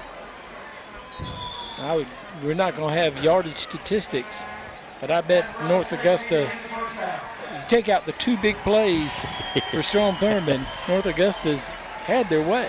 Yeah, North Augusta has been impressive tonight offensively, I think. Both teams were playing very good defense. 2 big plays for Strom Thurmond. One that I'm still trying to get in my mind how it could be that open. The other one was a nice catch and then run. Rashad, number 5, Rashad Bryant, both times the receiver on those very, very long, 70 and 80 yards for those two things. Yeah. So that was impressive. And I got to tell you, North Augusta showed me in that second quarter, even though they didn't score, they've got the offense now that can move the ball against Strom Thurmond. They're going to put some points on the board in the second half. Okay, Strom cannot defend everything. There's what I used to call it, we're going to spread them and then shred them. And I think that's what can happen in the second half here because North Augusta looks pretty sharp, and they've been very close. And Gibson is running the football much better here in the second quarter than he did in the first. And he's got some receivers open. He had some tough breaks. He had the pass down here called the bobble on Bell. Yep. And then the touchdown that got called back on the holding play. So North Augusta is certainly going into the locker room probably not feeling too bad about themselves. They're bad about the points maybe, but from a standpoint of playing football, I think they went in frustrated myself. I'm sure the coach is frustrated because they did some nice things and they've got the scheme that can work.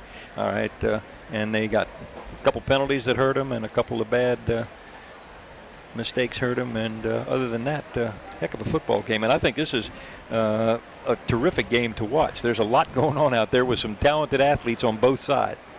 And I'm impressed by the linemen on both sides. They've been doing a good job, both offensively and defensively. And we came into this game expecting that to happen. And those kids are pretty daggone good out there. We're at the half. 14-7 is our score. Strom Thurmond leads North Augusta. We're going to take a break, and when we come back, we'll be entertained by the Strom Thurmond High School Marching Band when we return on the Game of the Week on ASTV and WRDW My 12. When I came in, Dr. Leah made me feel at ease. I felt comfortable. I wasn't as nervous as I usually am about the dentist. What set this dentist office apart from other dentists I've been to is the modern technology. When I came in, she pretty much explained everything, and I got to actually see what she was going to be able to do. I'm really terrified about coming to the dentist, but she made me feel so comfortable. Because of Dr. Leah, I can smile. What's the foundation for a great community? I'd say it's being there for your neighbors during the best of times and the worst of times. We have a hospital that does just that. Aiken Regional Medical Centers provides over $72 million a year in uncompensated care for those in need. I call that neighbors caring for neighbors.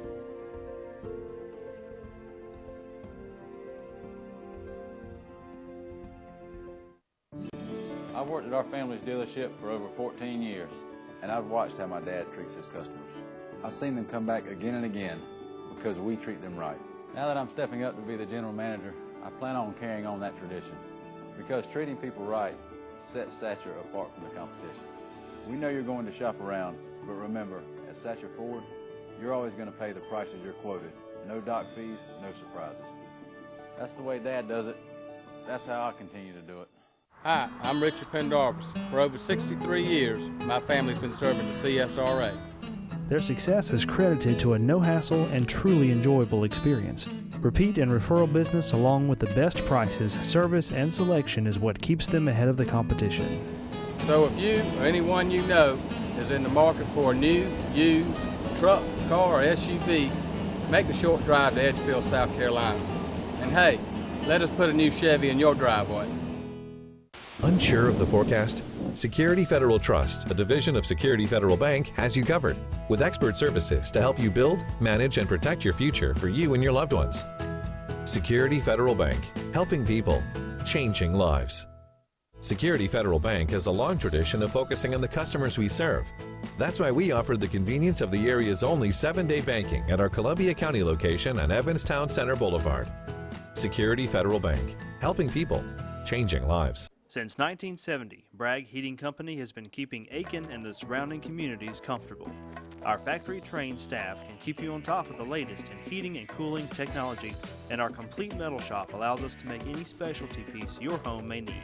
We recommend the best systems for your home: Train, Carrier, Mitsubishi ductless, and Bosch geothermal systems. We accept most major credit cards and offer financing, so when you need your system maintained, repaired, or replaced, call Bragg Heating Company. We're here to make you comfortable. Tyler's Tire and Auto Center, founded in 1963, family owned and operated for 50 years and dedicated to customer service with safety of your family, our top priority. Tyler's Tire is a full-service tire retail, tire repair, and automotive repair facility with ASC certified mechanics. Located in 2 locations, 1019 Richland Avenue West and 1518 Whiskey Road. Let our family take care of yours. Tyler's Tire and Auto Center. Were you recently arrested for driving under the influence? Are you looking for an experienced DUI attorney but don't know where to start? The Chandler Law Firm can help. We know being charged with a DUI is an intimidating and frightening experience. A DUI conviction can lead to fines, court costs, probation, license suspension, and even jail time. Time is of the essence. The sooner you call, the more likely we're able to protect your rights. You can count on Chandler.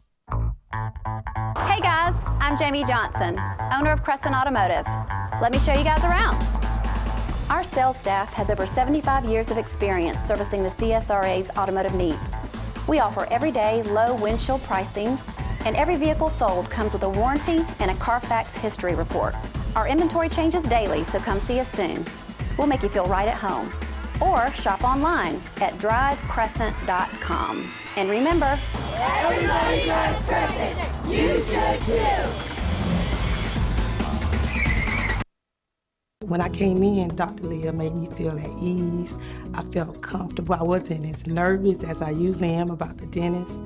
What set this dentist office apart from other dentists I've been to is the modern technology. When I came in, she pretty much explained everything, and I got to actually see what she was going to be able to do. I'm really terrified about coming to the dentist, but she made me feel so comfortable. Because of Dr. Leah, I can smile. What's the foundation for a great community? I'd say it's being there for your neighbors during the best of times and the worst of times. We have a hospital that does just that. Aiken Regional Medical Centers provides over $72 million a year in uncompensated care for those in need. I call that neighbors caring for neighbors.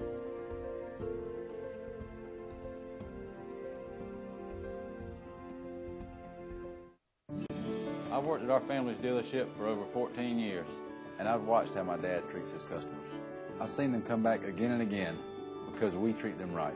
Now that I'm stepping up to be the general manager, I plan on carrying on that tradition, because treating people right sets Satcher apart from the competition.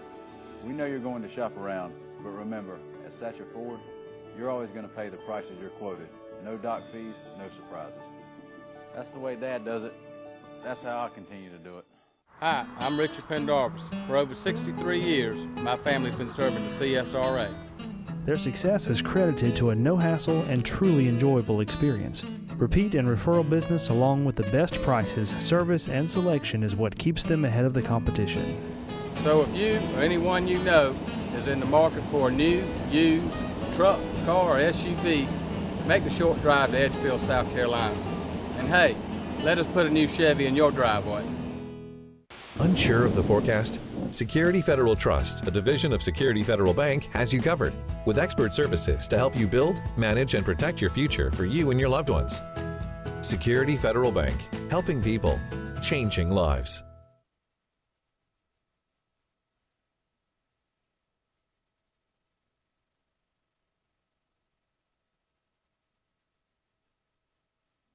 Tune in.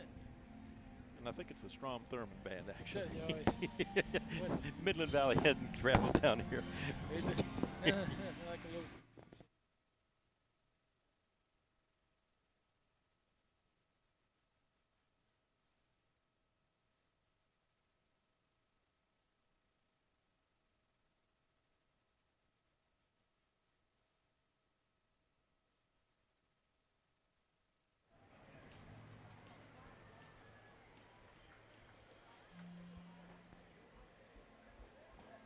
This is something you don't always see, but it looks like they may be coming over to entertain the visitor side now. They've done a nice job with the home crowd. Turn their attention over here. I have a feeling the way they're set up, they're going to turn around and play the other way for.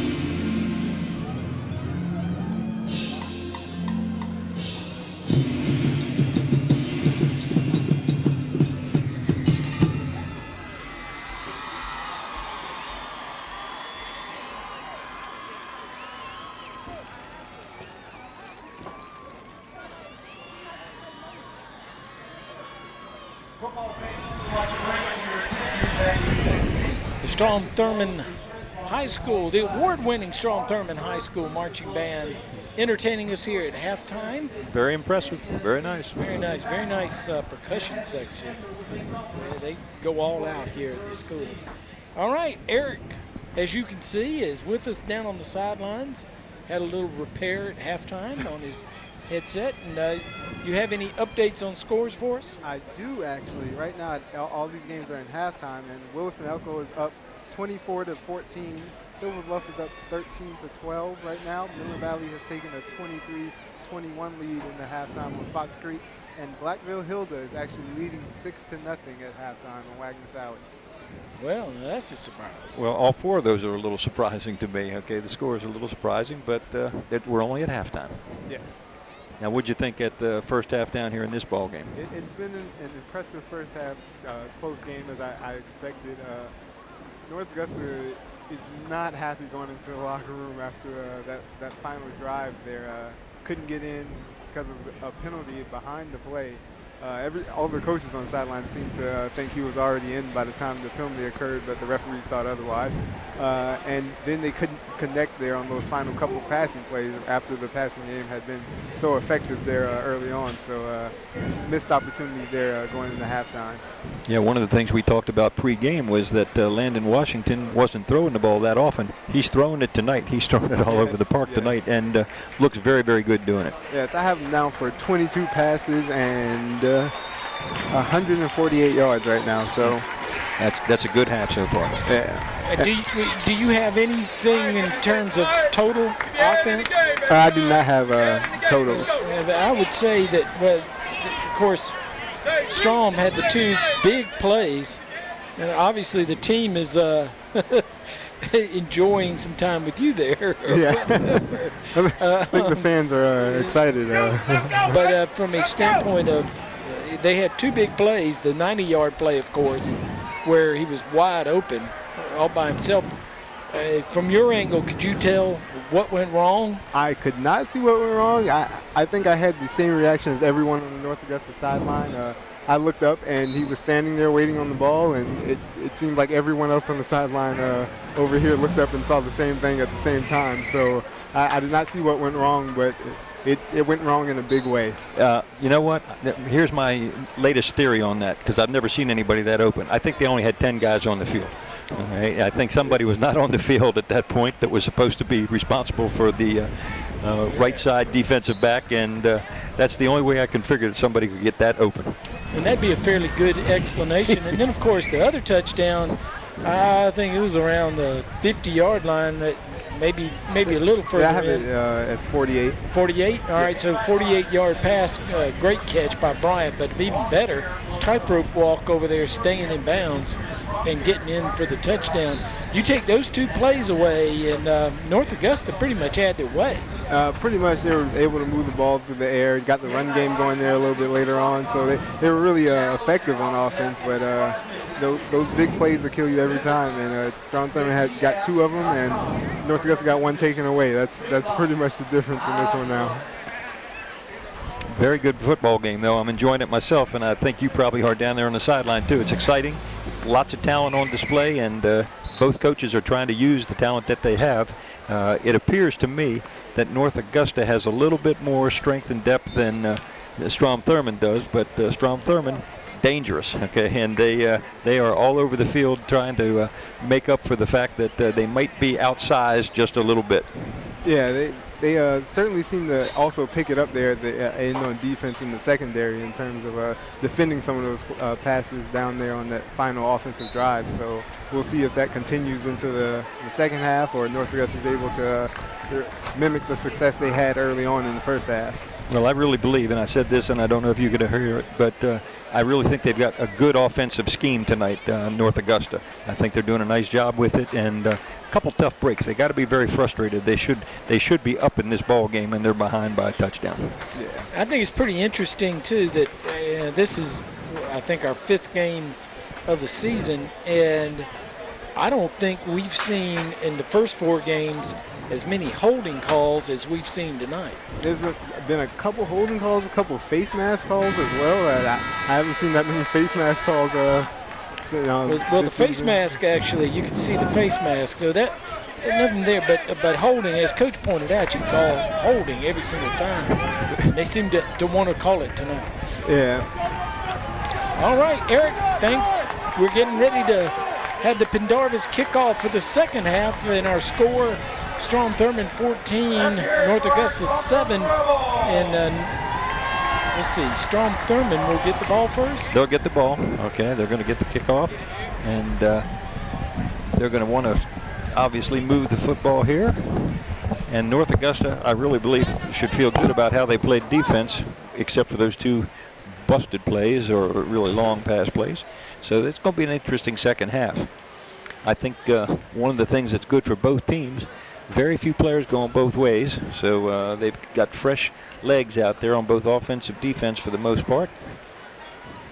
Actually, North Augusta, we got into this discussion at the beginning of the deference of who deferred what, but North Augusta is going to get the ball first. Obviously, they're well, you know what may have happened? Team. They may have elected to defend a goal or something at the beginning. That could have been their choice. Possible. There's a couple things that they could have done because they did win the toss. So North Augusta will defend the north goal here in the third quarter.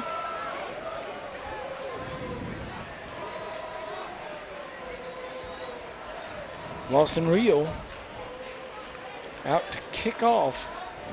Now he's been kicking it short, kicking it to his right, and Jack Smith, who's lined up at about the 28-yard line, has been fair catching it over there. Now he's going to go ahead and kick it to the other side, and there's nobody over there. That's going to go out of bounds, so they'll bring it out to the 35-yard line, and they were better at taking the fair catch at the 20 than kicking it out of bounds on the other side of the field. So a break for North Augusta. They get good field position. Chandler Law Firm, 1st and 10 from the 35. Landon Washington, who had a good first half, only has 7 points to show for it, leads his team out. I think we're going to see a lot of green in this half. And there's 5 free yards to start. And I guess that was a hard count. Went maybe on a little different cadence than what they opened the game with.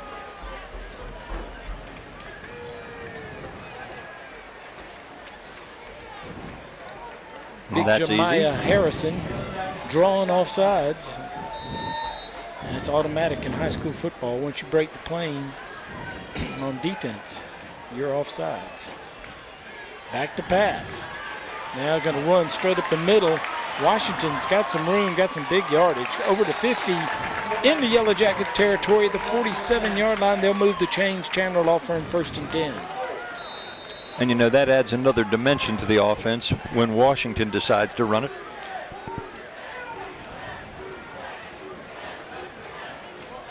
The only thing I don't like, it looks like he took a shot there. He's a little gimpy right at the moment. He looks winded. Yeah. Now he's busted play.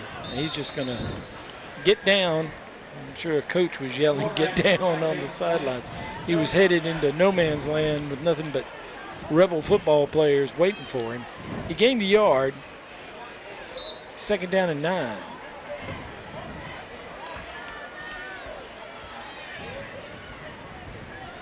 But you're right, he looks gimpy. Well, he just doesn't look 100%. And that's the only danger. He's had a couple of injuries over his high school career so far. This time he does hand off to Gibson. Gibson brings it up over the 45 down to the 43. Bring up 3rd down and 5.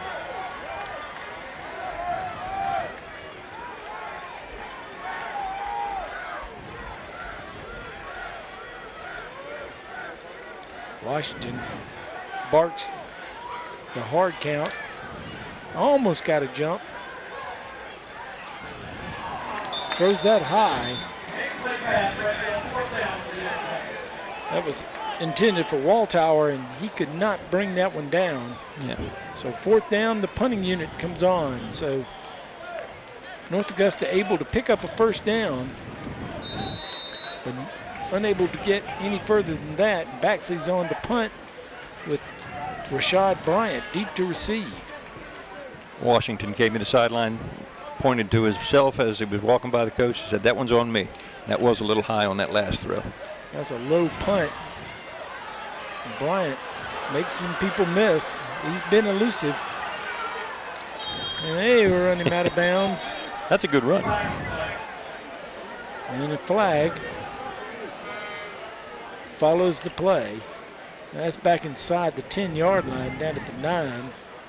And you got to figure that's going to be a walk-off against the Rebels on the return. Legal block in the back is the call. That'll be half the distance to the goal. And Strom Thurmond will be backed up inside the 5-yard line.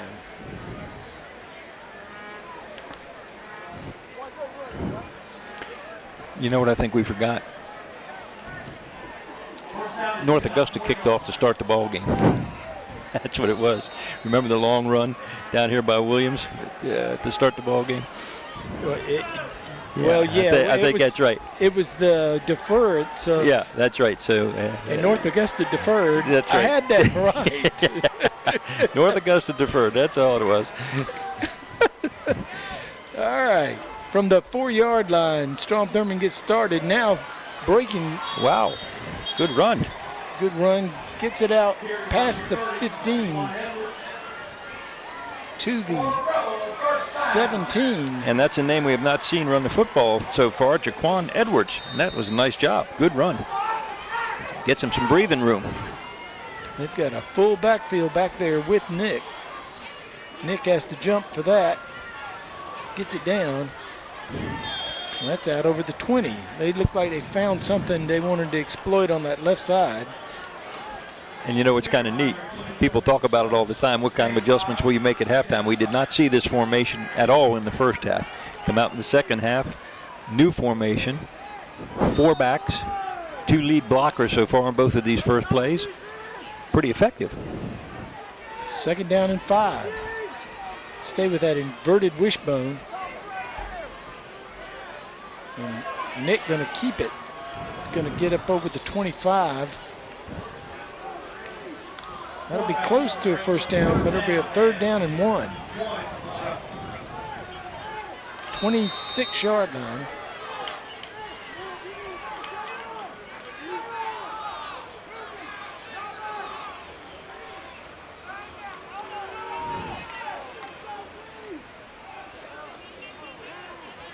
Quick out, and that's going to lose yardage. That's going to be incomplete pass. They tried to get it out to Bryant, so that's going to bring up 4th down. And this deep in their territory, you got to figure they're going to punt, but they're keeping the offense out there.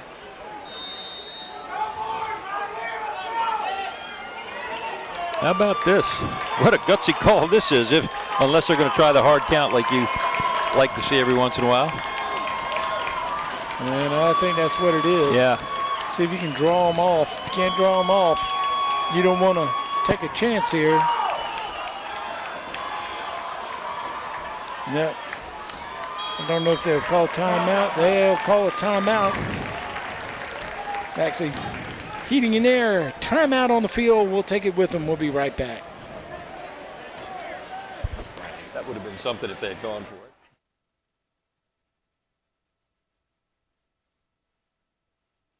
Since 1970, Bragg Heating Company has been keeping Aiken and the surrounding communities comfortable. Our factory-trained staff can keep you on top of the latest in heating and cooling technology, and our complete metal shop allows us to make any specialty piece your home may need. We recommend the best systems for your home: Trane, Carrier, Mitsubishi ductless, and Bosch geothermal systems. We accept most major credit cards and offer financing, so when you need your system maintained, repaired, or replaced, call Bragg Heating Company. We're here to make you comfortable.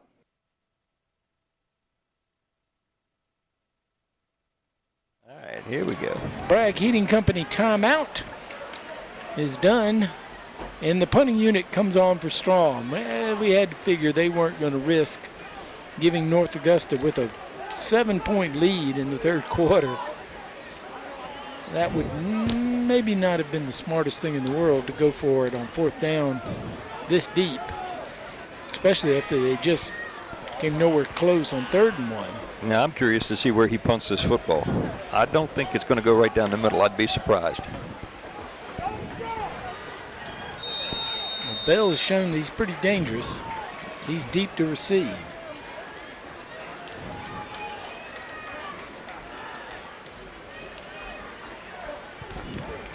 He gets that one off. That's a pretty good punt. He's going to run away from it.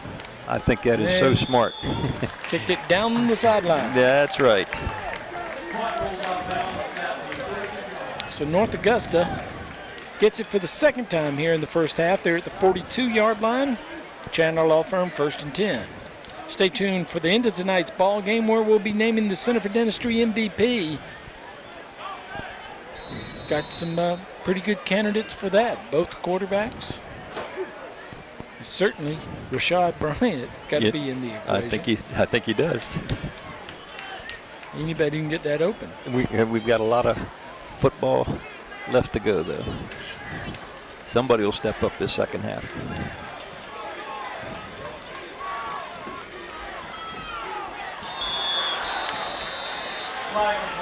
And looks like North Augusta jumped on that one.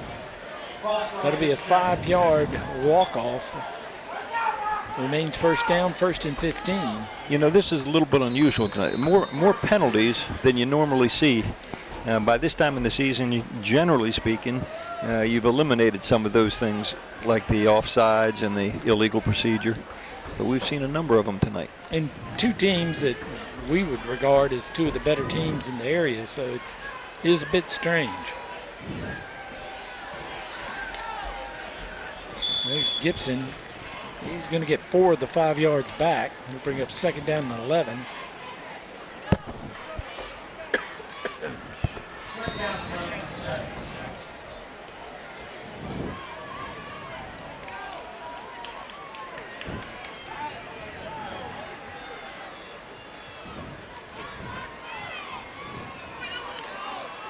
Two split wide to the right, two to the left.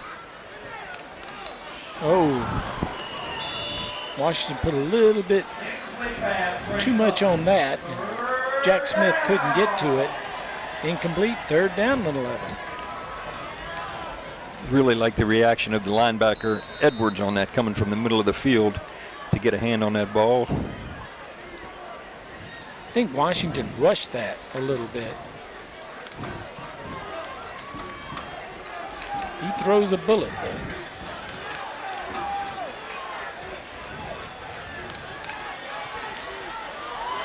That was tipped, intercepted. And bringing him down from behind, that's Bell able to close the gap, keep him from going too far, but good turnover for Strom Thurmond as Strom Thurmond flips the field now, gets it to midfield as opposed to being down deep in their own territory. That looked like it may have been tipped at the line. It was tipped by somebody. I think it was the linebacker right there. And number 23, Amani Jones, picks it off, but that was definitely tipped by one of the underneath defenders, one of those linebackers dropping into his pass area, and tip drill comes in handy sometimes. Strom fakes the run. This is a screen. Reese does a good job of staying away, but he's going to come down now, and he got held up, and I was afraid he was going to take a shot. Yep. As it is, he ran him out of bounds at the 45. That's a loss of 5 yards. Second down, 15. That's a loss of 5, but it was going to be a loss of 15 or 20. Yeah, it was going to be a lot worse than that if he kept running backwards.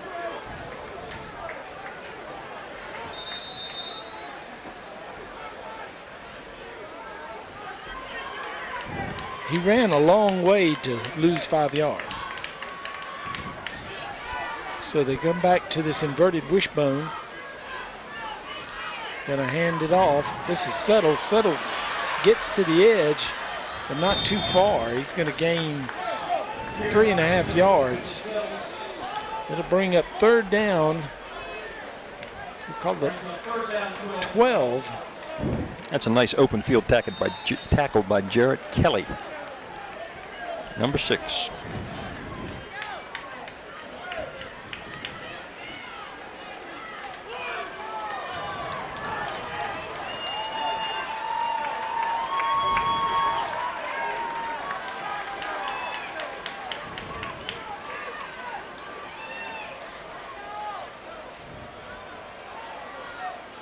Nick quick to his left, gets his receiver. He's not going to pick up the first down. Going to be well short. Bryant on the catch. Gets it into Yellow Jacket territory at the 47, but I believe we'll see the punting unit and the punting unit coming on the field. But the interception does flip the field. And back North Augusta up, barring a return from Bell. Baxley been busy tonight.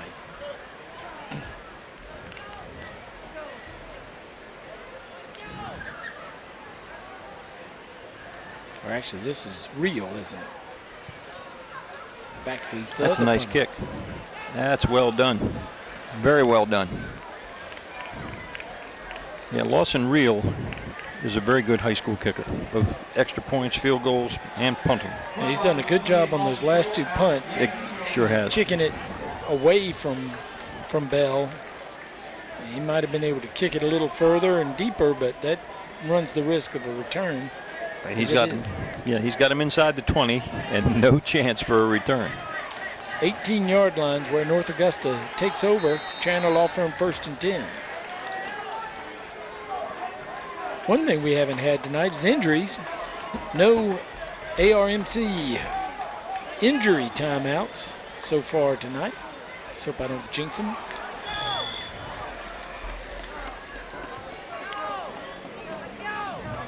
Looks like picked up 2 yards. And looked like the play was set up to gain more, but just a shoestring tackle tripped him up.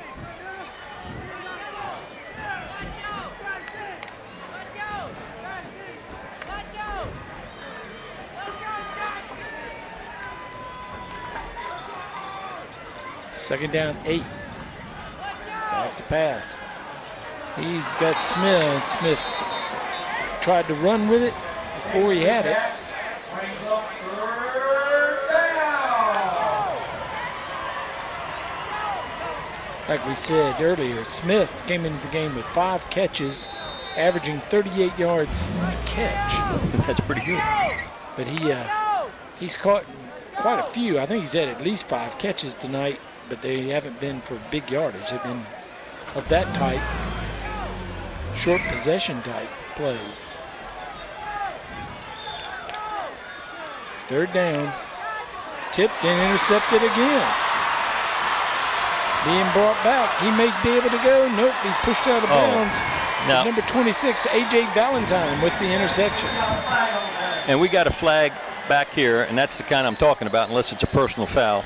Okay, the play is 25 yards ahead of the people back here, but they're going to get called for a clip or a block in the back or something back here. Has no impact on the play whatsoever. Well, they called it a personal foul. Okay, So that'll be a personal foul. That's a 15-yard. different story. They'll walk it back 15. So that kills the deep penetration. This is going to come all the way out to the 43-yard line. They were down to the 10. But once again, nice defense by the underneath pass defenders. All right, tip the ball again and give credit to the safeties and cornerbacks. They're right there to collect that tip ball. Well done. And we have our first injury, and I believe that was a cramp. Yeah, I think so. To Juan Bell. He's up walking it off with stiff legs, which usually a good indication of cramps. So we have our first ARMC injury moment on the field. Not going to take a break. Yeah, I think I've seen that kind of walk on a lot of football players. Yep. Let's see if he comes over here and gets stretched out. I think that's what's going to happen. All right, Nick. With better and better field position now, Strom Thurmond moves. And we were probably going to be construed by all our officials watching at home as being critical of the officials, but a lot of these calls are there. They're obvious. I'll give it that, but there's just so many tonight. Yeah. Holy mackerel.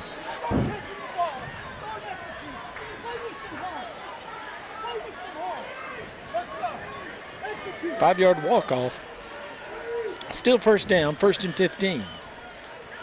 And Nick gets a blocker in front, gets outside, but he's going to come down for a big loss, or little loss, 3 yards is the loss on the play. Bring up 2nd down and 18. We've seen just about everything tonight, from big gainers to lots and lots of plays for loss. 5:08 left to go here in the 3rd quarter.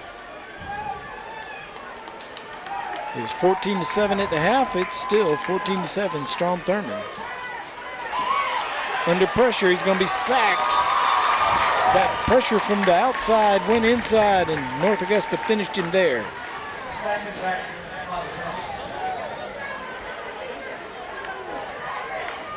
That loss goes back to the 44-yard line. And that front four is doing a great job all night for North Augusta. And that time they got a little bit of a blitz out the outside. I believe it was number 2, Collier, Kariq Collier, that came in there and helped disrupt things. And Tyrese Nick is having a tough night back here. There's no place for him to run. He lost 5 yards on that. 3rd down and 23. I think last time he had 20 yards, he threw a long pass like this for a touchdown. Got another long pass. And defender did a good job of no interference. Goes out of bounds. North Augusta drives Strom Thurmond back. They lose yardage. They had the interception down at the 10-yard line.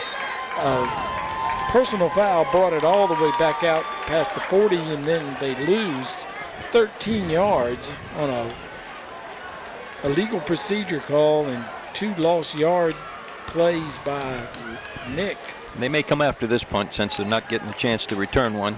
Rio gets the punt again. It goes to the other side.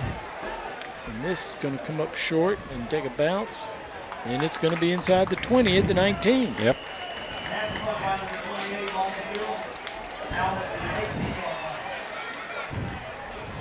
So Strom has done a good job keeping North Augusta at bay. 2 interceptions here in the third quarter. No points to show for it, but they still lead by a touchdown.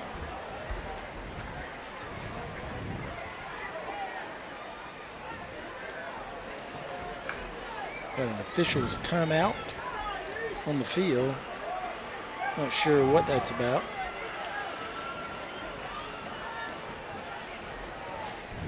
You're talking about something.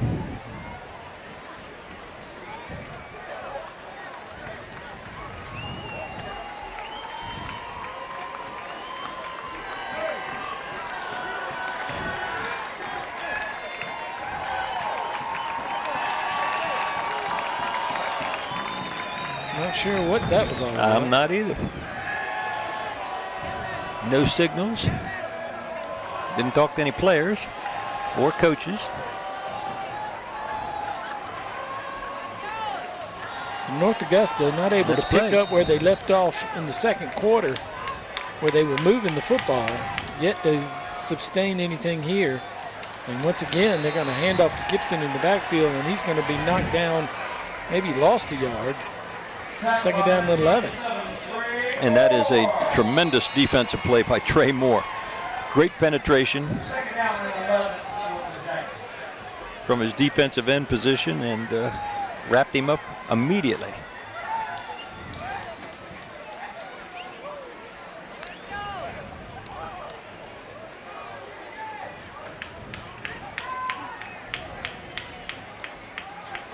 Try Gibson there again. There it is again.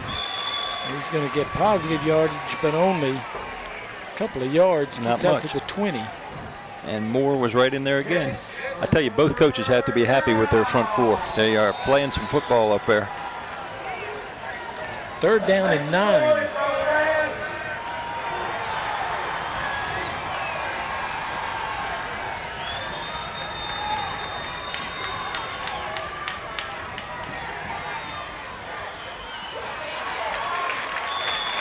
Got a catch.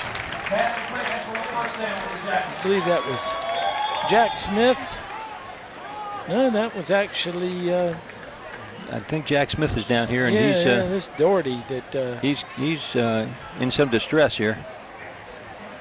Doherty was down for a second. He jumped up and ran across the field.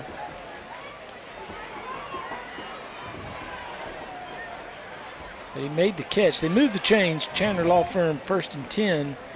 They're out to the 29. No, they're out to the 30-yard line. All right. That looks good again. Another cramp, it looks like, and that's good news. Doesn't feel too good right now, but it's a whole lot better than an injury. All right, we've got an ARMC injury timeout. All I had to do was mention that we hadn't had one, and now we've had 2. We'll take a timeout with them. We'll be right back.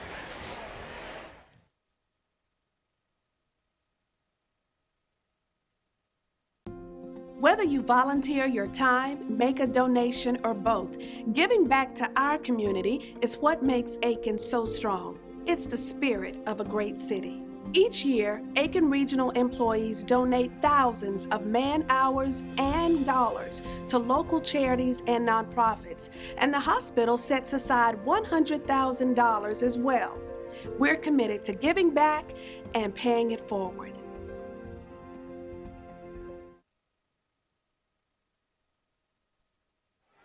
All right, Jack Smith got up and walked off the field. And our Aiken Regional Medical Center injury timeout. Let me mention the linemen, defensive linemen for Strom Thurmond. Jemiah Harrison, Trey Moore, Shane Brightheart, and Josh Jones. They played very well up there tonight. Here comes Gibson. Gibson breaks a tackle. He's going to pick up 10. He'll be close to another first down. And they're going to move the chains, I do believe. Well, let's see. They're still looking at it. They say he's got it. Chandler Law Firm 1st and 10 at the 41-yard line. So 2 first downs in a row for North Augusta.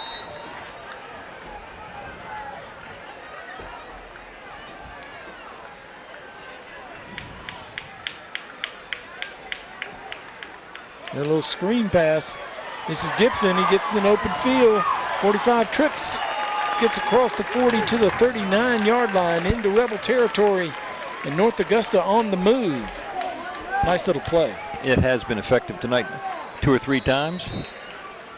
Missed it once, I think, incomplete, but the other times it's been very good. Nice pickup.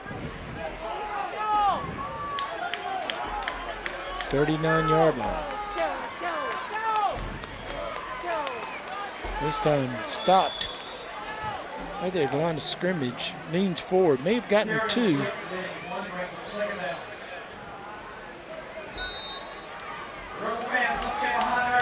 They give him 2 yards, 2nd down and 8. Jemiah Harrison, that time on the tackle, number 33. One of the defensive ends.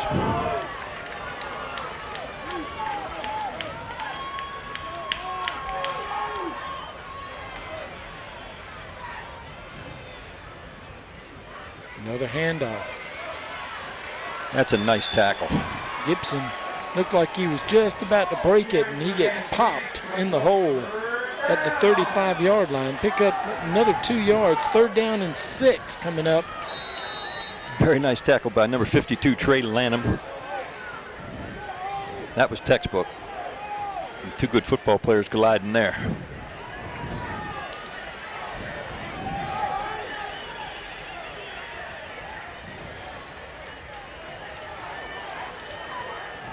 North Augusta making the call from the sidelines. Now I think we're going to have a timeout. This is an important play. Yeah, Bragg Heating Company timeout on the field. We'll take it and be right back.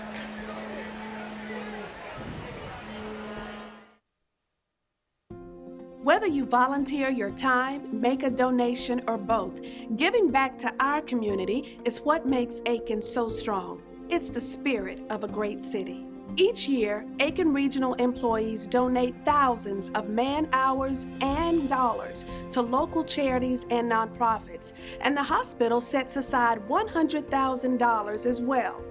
We're committed to giving back and paying it forward.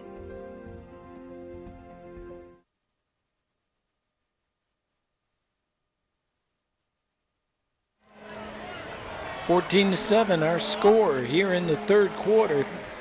38 seconds left in it. North Augusta with their best drive of the 2nd half.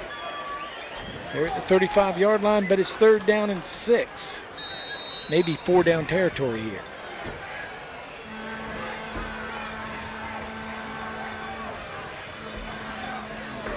Rolling, now throws. Throws way out of bounds. Actually ran into his own player. Yeah, that play surprises me. Tough situation there. Washington running hard to his left. Could not get set and threw that one away, basically. So this is interesting. It's 4th down and 6. North Augusta going to try to pin Strom Thurmond deep. Strom Thurmond better put somebody back. Strom Thurmond has no one back. And so they're playing for the fake. Pretty good little punt. Oh, that's a great That punt. surprises me too. Oh, at the 2-yard line, North Augusta going to down it. Strom Thurmond finds themselves 98 yards from the Tyler Tire end zone with a precarious 7-point lead. Yeah, I'm not sure why they didn't put at least one guy back to make sure that what just happened didn't happen. And the way this North Augusta front has been coming after him, I wouldn't be surprised to see them collect the safety here. Ball's at the 3-yard line. Chandler Law Firm 1st and 10.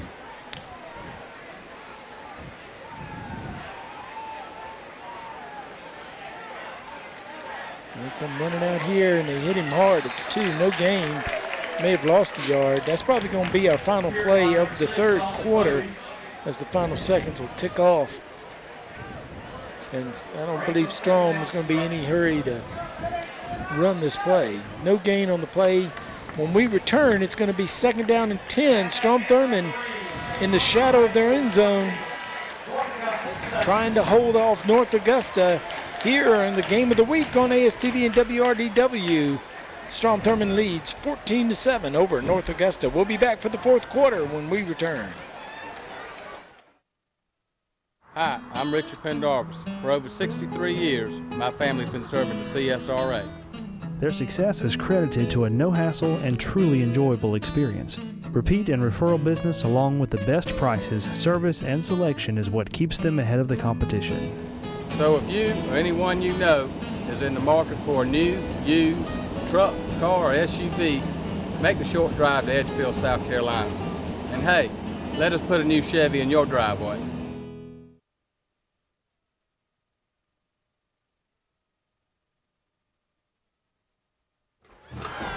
Brings back a bad memory. 12 minutes left in this ball game as we get ready to start the fourth quarter. North Augusta trying to fight off Strom Thurmond as Thurmond scored 2 touchdowns in the second quarter to take the lead 14-7, and now in the fourth quarter, no more scoring. North Augusta still trails by that same score. And I was just mentioning, Coach, that they're down here this deep. Maybe Strom quick kicks it. Did you ever have a quick kick? Only once.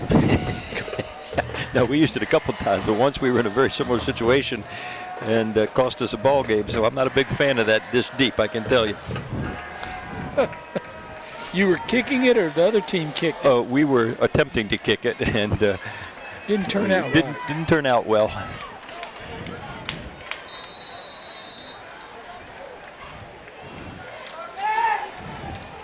Tyrese Nick in his end zone. I think he saw the blitz coming from the right, pointed him out. Oh, that helps a little. Running, gets it out of the shadow. Edwards running the ball again. He picked up about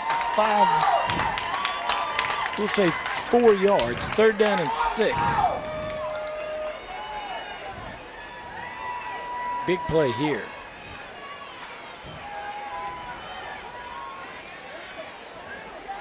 Rolling in the end zone. That was dangerous, but he gets outside. He's going to pick up the first down and many, many more.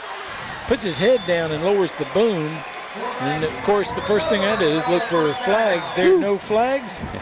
And a first down for Strom Thurmond. They're going to move the chains. Chandler Law Firm 1st and 10 at the 27. And you're right. That was dangerous, okay. It looked like they may have been able to tackle him in the end zone. Gets away, picks up a big first down. That's huge.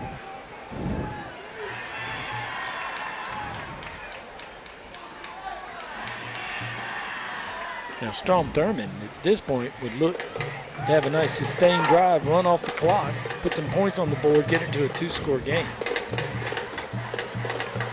That's a good start. And Edwards, who we didn't see in the first half, now coming up big in the second. And I don't know if that was by design or it just worked out that way, but it took him a long time to get to the line of scrimmage with that football. And maybe he was setting up a block, or maybe that he didn't see anywhere to go, and then all of a sudden it opened up for a pretty nice gain. Picked up 9 yards. Now there's a flag. I believe that's going to be an illegal formation. Be a 5-yard walk-off against Strom Thurmond.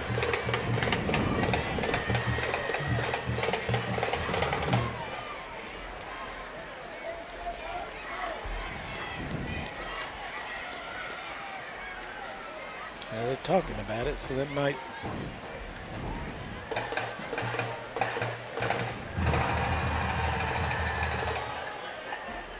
And he's asking the Strom side, and it's penalty against North Augusta. Now, the reason I wouldn't have thought it's negligible, it's going to be a 5-yard one way or the other. Where that came from, it came from the side judge all the way over here in front of the North Augusta bench. If he's offsides, that's automatic. He's offsides if everybody comes set. He may have been. I think that's what he called. Yeah, and that 5 yards is better than the other because it saves him a down. Well, it moved the chains. It's going to be a 1st and 10 from the 41-yard line. That was sort of an odd-looking play, too.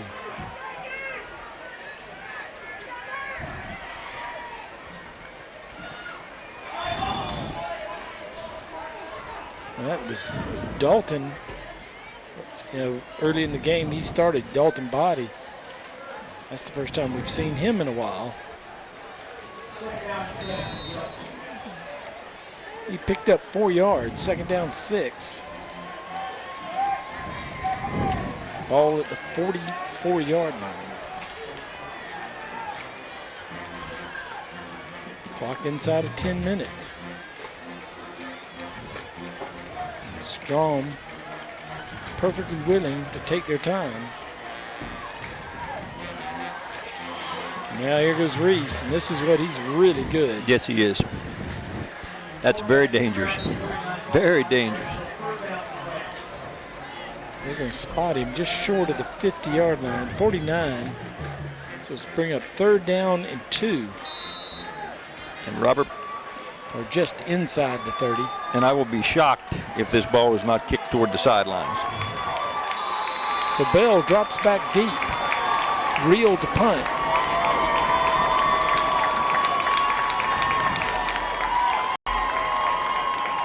Bell returned the last punt to the 30-yard line.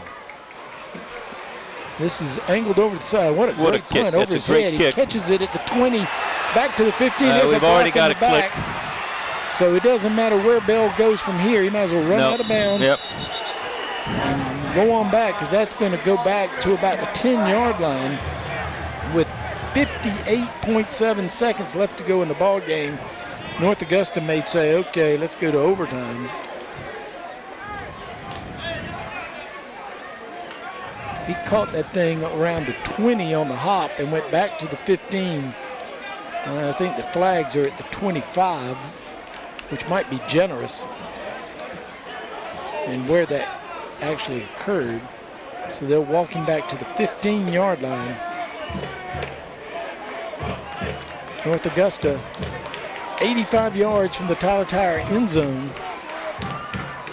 And you know what comes to my mind? Over the years, we have seen North Augusta score with less than a minute a number of times. All right. Yeah, those were some special North Augusta teams. It was never over in those days. That's for sure. Let's see if they can bring back the same kind of excitement here.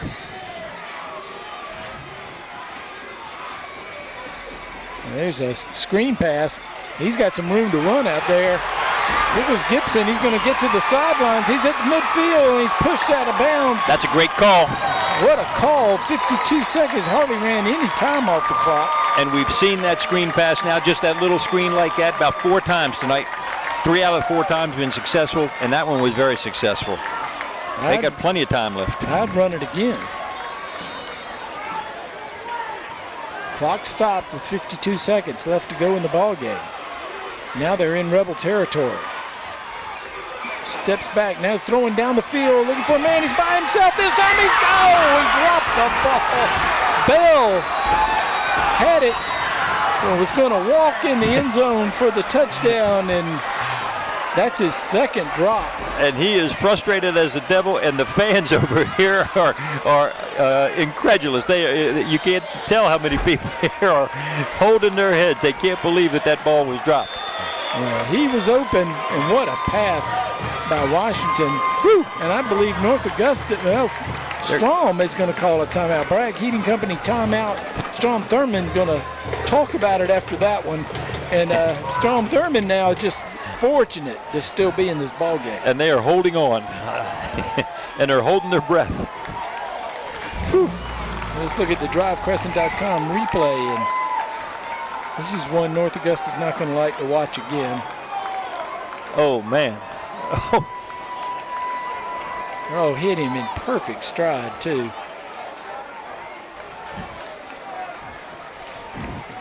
Well, if he had caught that one, I think I'd had my MVP for the game, but now I'm not sure. Oh. Yeah, it's a tough call. It is a tough call tonight. It's been a good football game, but a strange football game. When North Augusta had one run called back, there was a touchdown in the first half, and they missed the ensuing field goal. And they've been down in Strom Thurmond territory. I like this better.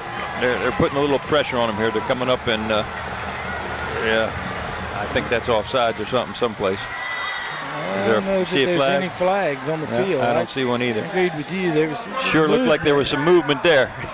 So it's 3rd and 10. I'd go back to the screen pass. Well, it's certainly a safe play. And Strom Thurmond has had no luck with it at all. And they've got to be worried about the deep ball at this point. And they were moving around. I can't believe there's no flag there. There is a flag here. Oh, what a move to keep his feet in there. There's a flag, though. And I think you were right. They didn't catch it last time, but I think they got it this time.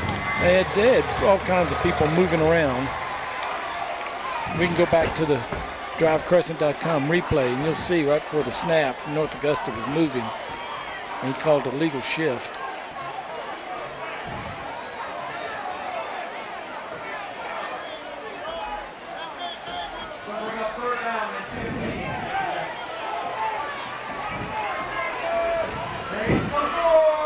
Well, we're getting our money's worth again tonight, Ed. This is good.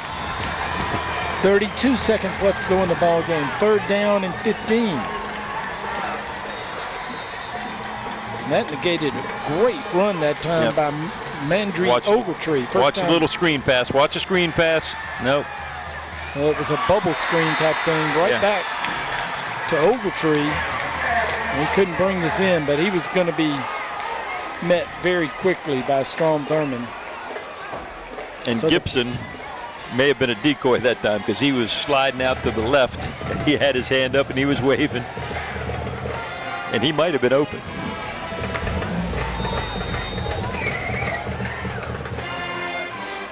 What do we got? They're going to punt it? Yep, the punting unit's on. They're not going to take any chances. It's 4th down and 15. And now North Augusta will take their final timeout. See somebody counting players. Let's see if they had 11. 1, 2, 3, 4, 5, 6, 7, 8, 9, 10, 11, 12. Yeah, good call. Yeah. Whichever one of the players noticed that, or whether the coach called it from the sideline. But they sometimes you have 10, sometimes you have 12. But the coaches would prefer that you have 11 when you're, especially at this point. At this point in the ball game, yes. You know, players get excited and they're running in, and they're not counting them. I do like the fact that, you know, in college football now, if you go out there and you got 12 people on the field like they just had, and you call a time, they'd still call a penalty for too many men on the field. Now I'm going to be curious here. I dare say Strom Thurmond doesn't need to field this punt. And that's a good call. Just make sure there's no fake. Don't jump. Don't give them a chance to pull something funny on you. Let the clock run out, and we're going to overtime. We're going to overtime. Oh, that's going to be a heck of a punt. It's going inside the 5, down to the 3. And I have a feeling that Tyrese Nick will now go out under center and fall straight down with the ball and run the clock out. North Augusta has used their timeouts. So we are one play from going to overtime.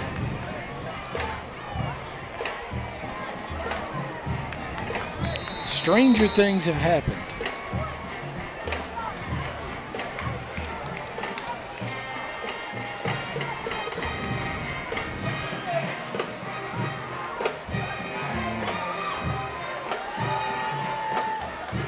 Nick comes out, gets under center. The guy deep doesn't really help, does it? No. If it gets back there, if it gets back there, they're done.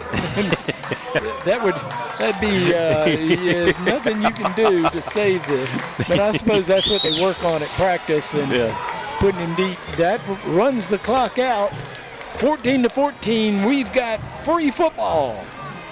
That's what they say in baseball. Is that right? Extra innings. We have free baseball. Free baseball. Free football for you now. And we're glad you joined us here for our Game of the Week broadcast on ASTV and WRDW My 12. And this will be interesting. They will start at the 10-yard line. They'll have a coin flip, and someone will pick being on offense or defense first, and we'll go from there. They'll start from the 10, 1st and goal. they've got 4 plays to score a touchdown or kick a field goal, and then the other team will have 4 plays as well. A little different than the college level where they start at the 25. And needless to say, different than the pro level where they kick off and mayhem ensues. And, I've always liked this system. I think it's fair. Both teams get a chance. And it's quicker in terms of putting the ball down there, get a set of downs, see what you can do. Now, Strom has struggled to get first downs in the second half. So my advantage would be the North Augusta. They've been able to move the football, and Strom has really found it difficult to do that. You took the words right out of my mouth. I agree with you. Let's go down to the sidelines, and Eric Russell is still with us. He hasn't left early, and he has some scores. Yes, guys. Midland Valley is up 45-29 on Fox Creek. Silver Bluff has finished off Swansea 33-20, and Wilson Elko is up 44-28. And Ken picked the wrong upset special because Blackville Hilda knocked off Wagner Sally 20-2. Wow. Whoa. Well, good defense by Blackville Hilda. And I'll be honest, I was waiting for the bubble to burst, and just when you think, man, they're for real, that's a tough loss. Blackville's a tough football team, tough little community. It doesn't surprise me that they're good enough to win. But Wagner's on a roll. So I guess that will drop them down in the poll a little bit this week. All right, interesting. The head coaches have gone out there with their captains for this coin toss.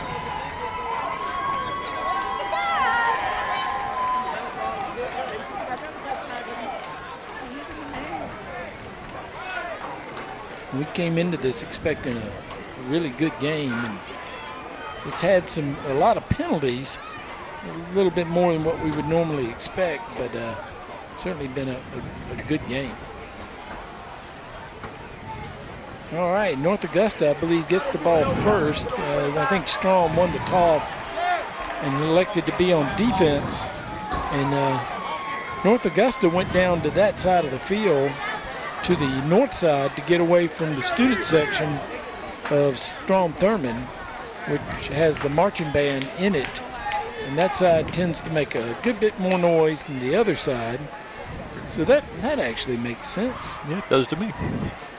Now that band has been pretty active over there in the student section tonight. Now the North Augusta student section is down at this end, the north end of the field.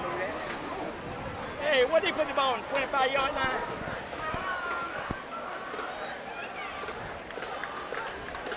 Even though the North Augusta cheerleaders are down at the other end.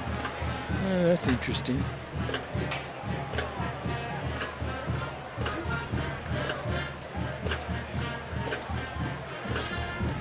So Strom Thurmond elected to be on defense, and I find that interesting. As much as North Augusta's had the momentum, they've got a chance here to really put some pressure on Strom Thurmond by getting in the end zone here early. Strom Thurmond's already lost one overtime this year to Aiken. Aiken got the ball first, scored, kicked the extra point in overtime.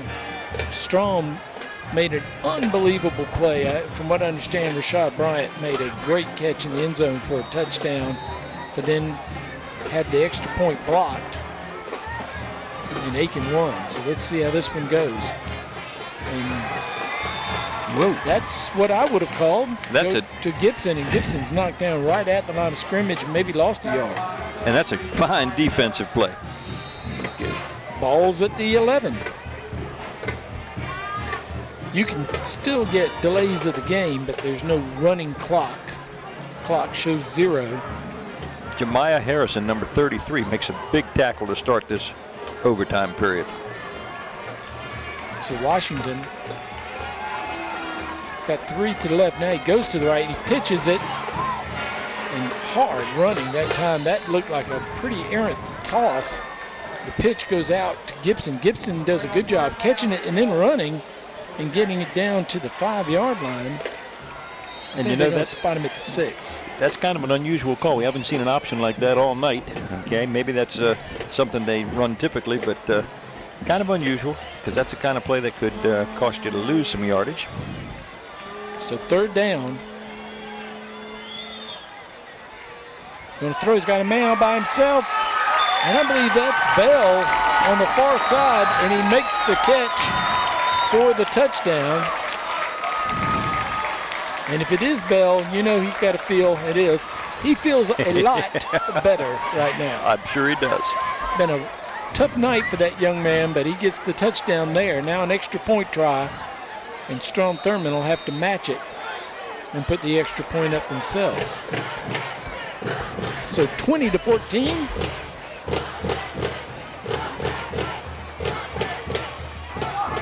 And that's up and through, up on top of the building, and makes it 21-14. So Strom, again, who has struggled offensively here in the second half to move the ball. They sure have. Just needs 10 yards. This will be interesting. And that was a pretty effective play right there by North Augusta. Running play was stopped. Come right back with a throw. And let's see, I think we're going to see it now in the replay. Let the guy get up in the air. Yep. Couldn't knock it down. Then he steps in the end zone. Ain't saying, look, I caught the ball. And I'll give Landon Washington some credit there, because when that guy jumped up, he had to double clutch that thing, made a nice throw, and Bell, his favorite receiver, made the catch. As you said, he's had a tough night. He's dropped a couple of passes that. But he's been a difference maker too. I mean, he ran that punt back to the 30-yard line to set up that touchdown to tie it. So, and there's what we've seen all night here at least in the second half. Tyrese Nick knocked down. He's going to lose a couple of yards. And I think they're going to have to go to the air. Of course, I say put it in Tyrese's hands and let him run and give him the option to throw or run, because he is dynamic. He sure is. Now, that game against Aiken, they actually lost the ball to outside the 20-yard line, and he made a plus 20-yard touchdown pass, so it's never over. Look like people moving. Well, he's under pressure. He's going to have to move. Finds a little seam. He's running. He gets inside the 10-yard line down to the 5. What a run by Tyrese Nick. It looked like he was going to be sacked back to the 20. He escapes. I believe he's at the 5. Great pressure by North Augusta. I don't know how he got out of there. Terrific effort. Terrific effort. 3rd down.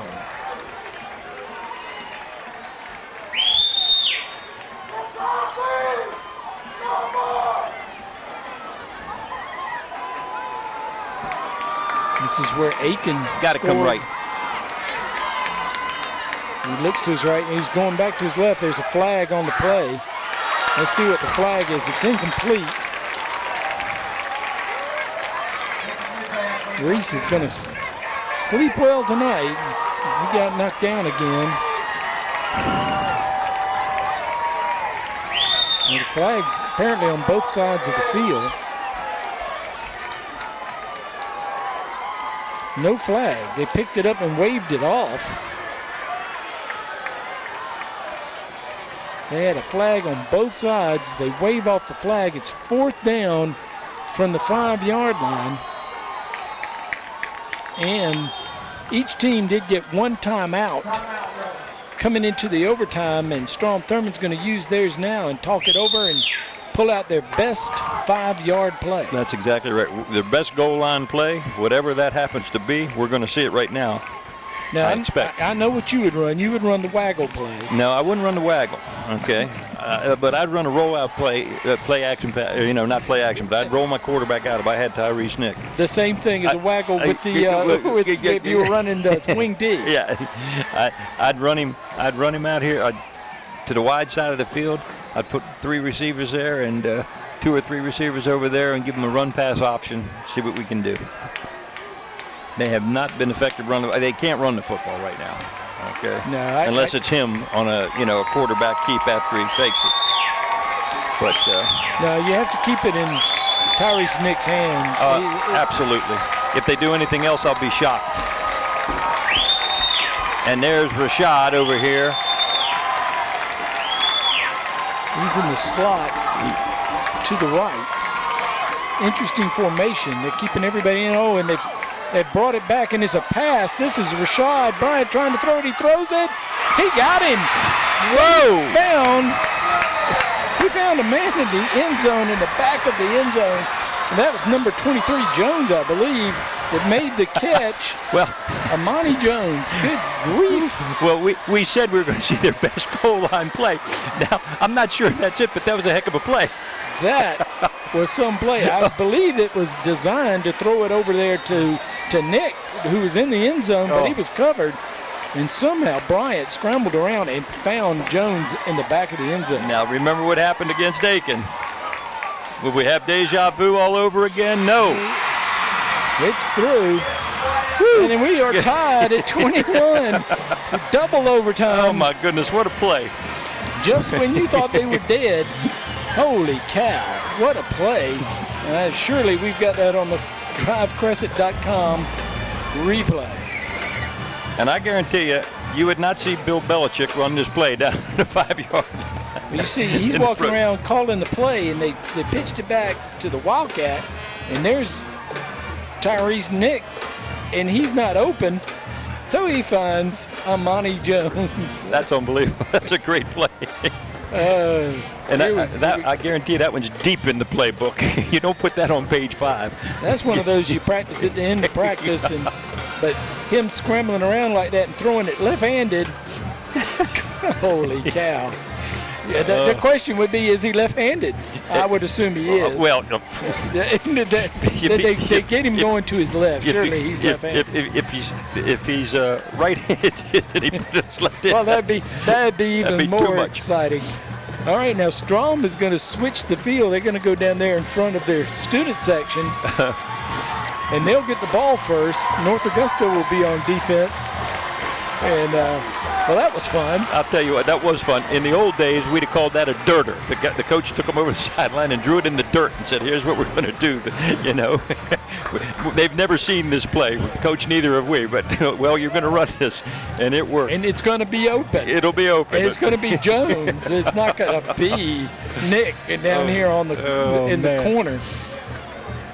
Oh, my goodness. That was fun.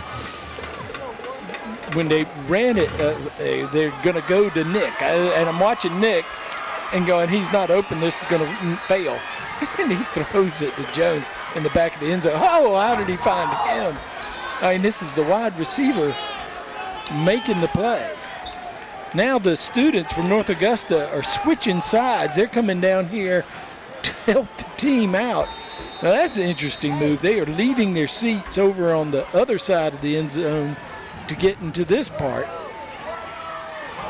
Whoa, the ball came out, and I believe Strom recovered that. Yeah, they did. Around the 12-yard line. It's going to be a loss of 2 yards, and that's a little deja vu. Dalton Bodie, and let's see if they called him down or whether they're moving the ball back a little bit. And they backed him up to the 12. Second down.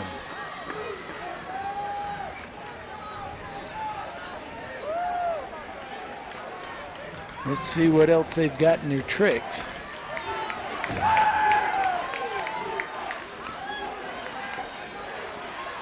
Rosie has a man, touchdown.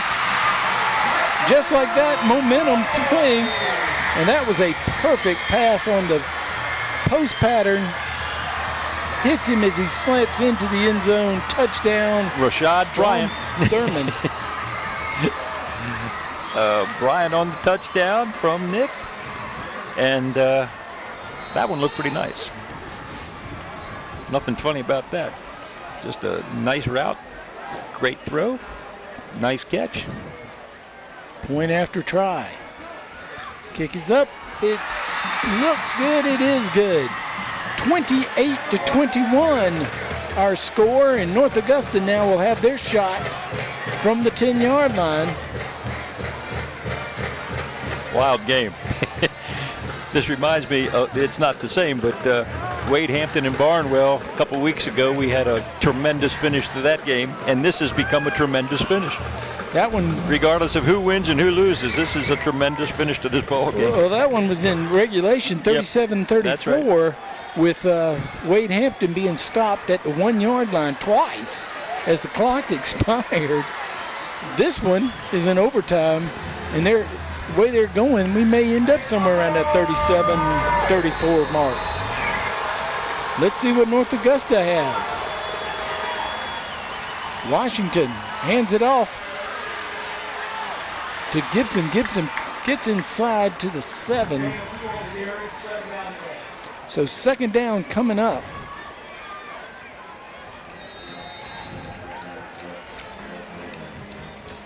And let's see what North Augusta's got in mind for us here. Neither team has done much on their first play in overtime. It's the second and third play. They better hurry up. Sometimes fourth play when you're talking about Strom. They better hurry it up here, fellas. You can get a delay. Fakes it inside, now throws the slant. Knocked down, third down. That time Walltower was the intended receiver.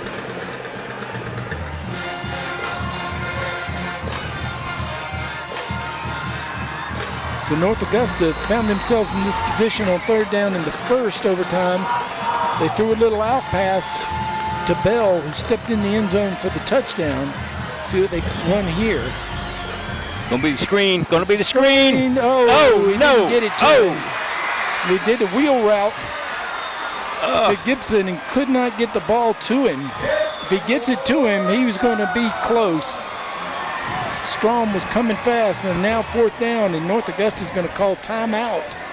And they're going to talk about it. Now, do they have some trick play? Here's the drivecrescent.com replay. And you see him coming out on this wheel route. Oh, and he was open and he's short on you. And you know, he once again, he had to try to throw that over a big defensive lineman. Okay, number 77, who we have seen tip a couple of passes. That's Trey Moore. And had to get it up over his head, and soft touch, just too short. What a ball game. What a finish this is. Well, Strom Thurmond did it on fourth down in the first overtime to tie it back up. Let's see if North Augusta can return the favor. They need 7 yards.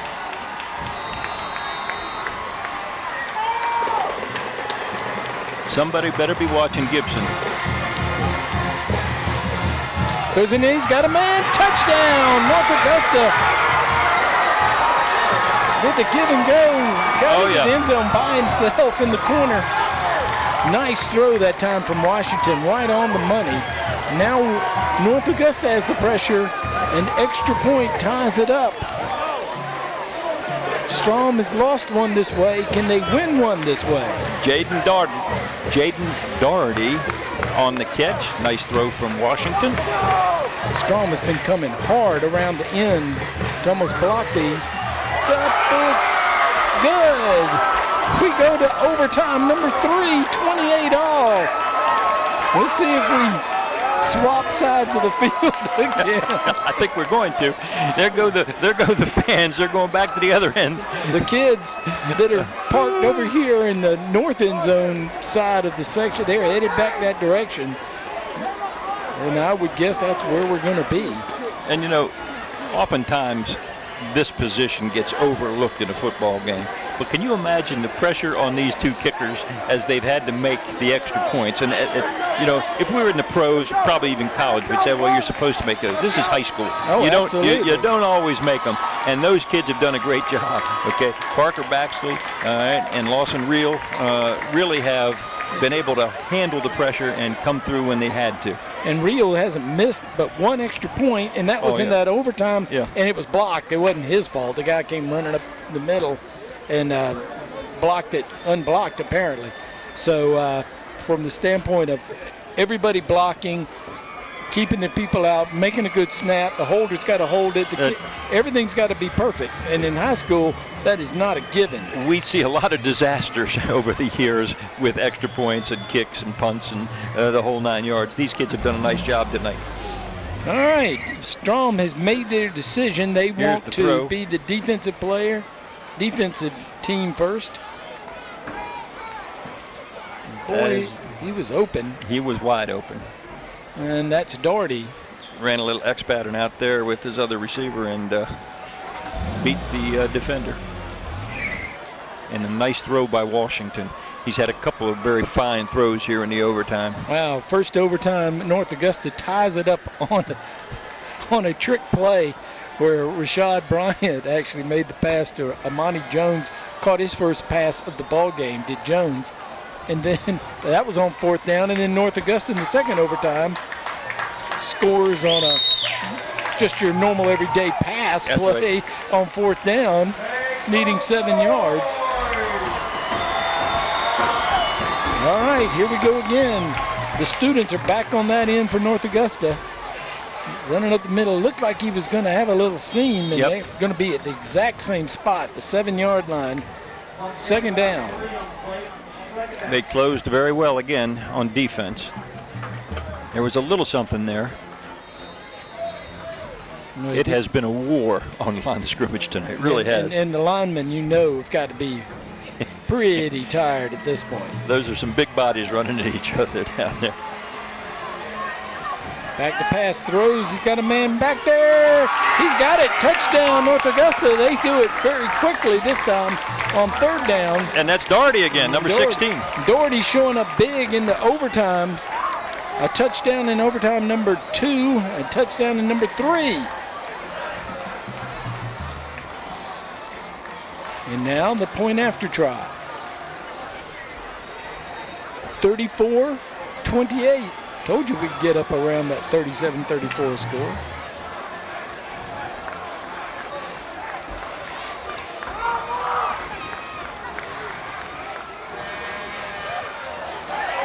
Strom comes through there hard. They're coming close, but they're not getting there in time. He's getting through. And Baxley gets another extra point. That's his 7th one. Not his 7th one. It's his 5th one of the night. 5th one tonight.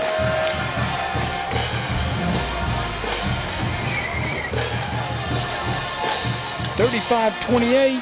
Now Strom gets 4 plays to equal that. And the pressure now back on Strom Thurmond. In the first overtime, North Augusta scored on 3rd down on a short pass to Bell. And as we've pointed out, Strom scored on 4th down on a trick play where Bryant threw it to Jones in the back of the end zone. In the second overtime, Strom scored on 3rd down, went up by 7. 4th down, North Augusta scored. Now, North Augusta scores on 3rd down just as Strom did. And here comes number 6, Body. Body tries to get outside. He's pushed out of bounds. He gains about 5 yards. That's a nice run. That's a good start. Well, that was a little bit different.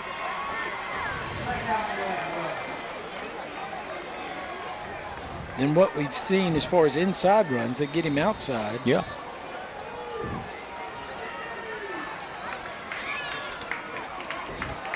Third down. 2nd down, rather.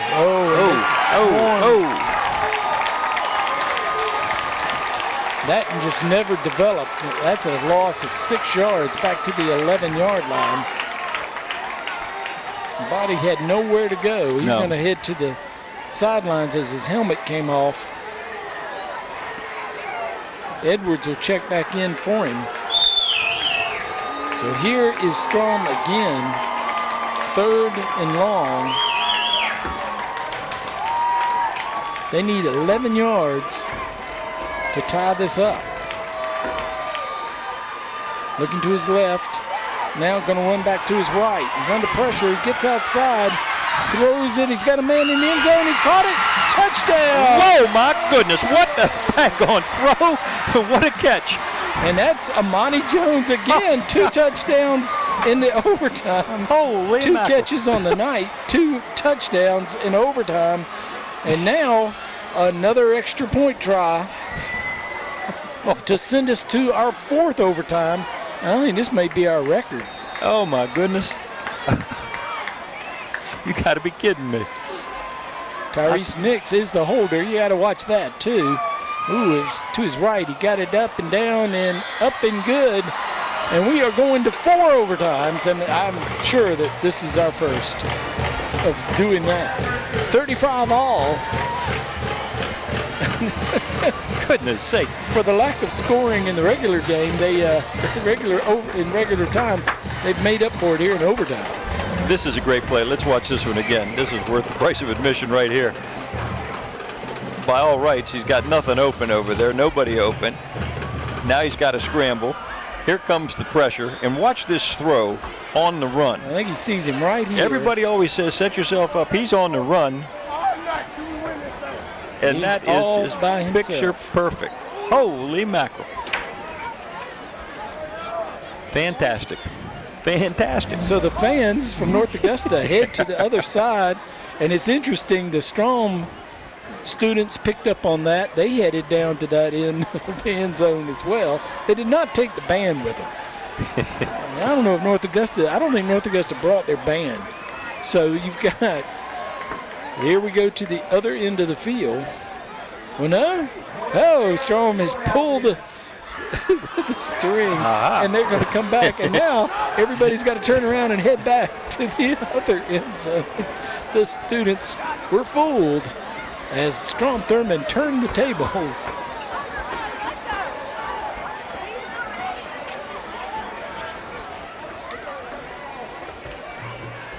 Now here's a scenario for you. Strom Thurmond's got 4th and 12. They kick a field goal. Okay. That'd be 38 to 35. Yep, 38 to 35. And then say, we're going to hold you this time. But so far, nobody's been able to stop anybody here. North Augusta has missed their only field goal attempt of the night. And Strom has not attempted a field goal. All right, Tyrese Nick right back out there. Little handoff. They're going to try to swing wide again with body, and there's a flag on the play. He's in the end zone. They got to have a hold or something over there. You know that. This is coming and back. This is going to move them back 15 yards, and that's going to make this tough now. And a sigh of relief from this North Augusta crowd. That's going to make it tough.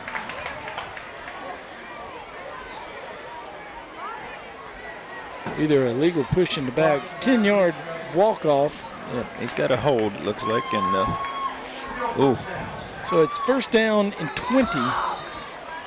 And with the magic that Strom Thurmond has pulled off here in overtime, even in the Aiken game, they were back here, backed up, and pulled it out. They're going to have to be magicians now. Uh-oh. He's got room to run here.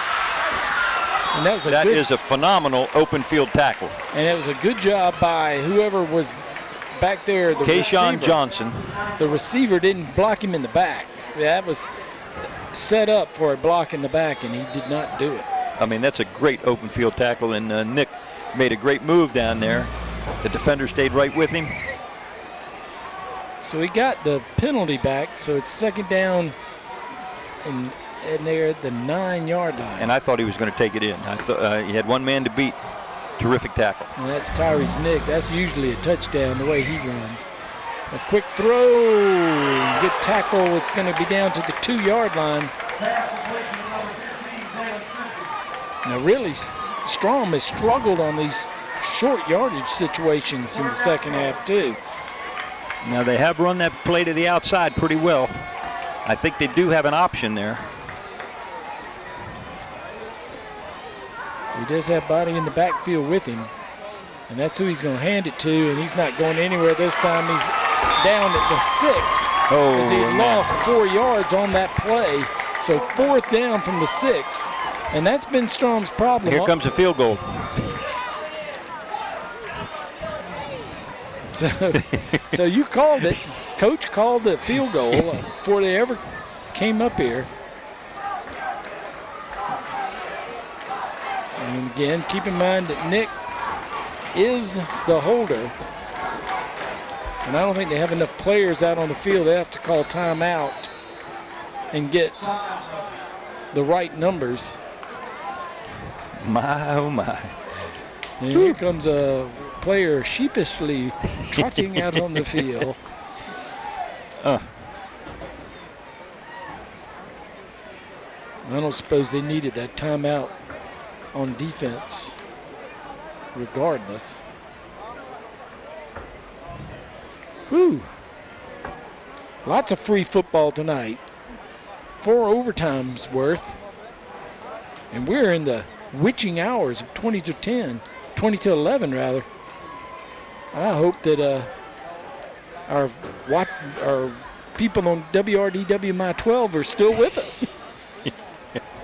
That they didn't have the switcher turned on and go back to I Dream of Jeannie or whatever it is that comes on this time of night. This has been worth it. This has been just terrific. And the fans are loving it. I mean, and the kids, you don't see any tired players out there. You know, they're all so excited that the adrenaline has just kicked in and they are just going crazy. Ooh. That's good. Kick that up there on top of the building. It's good. So Strom does exactly what Coach called for, kicks the field goal. It's 38-35, and they're going to go for the stop. Now, can they indeed stop him? And if I were a betting man, I'd say North Augusta is going to score again. And score a touchdown and go up by 3. And we were talking about it beforehand, the Barnwell-Wade Hampton game that was 37-34. And here we are knocking on the door of that score. I think we're going to go one way or the other.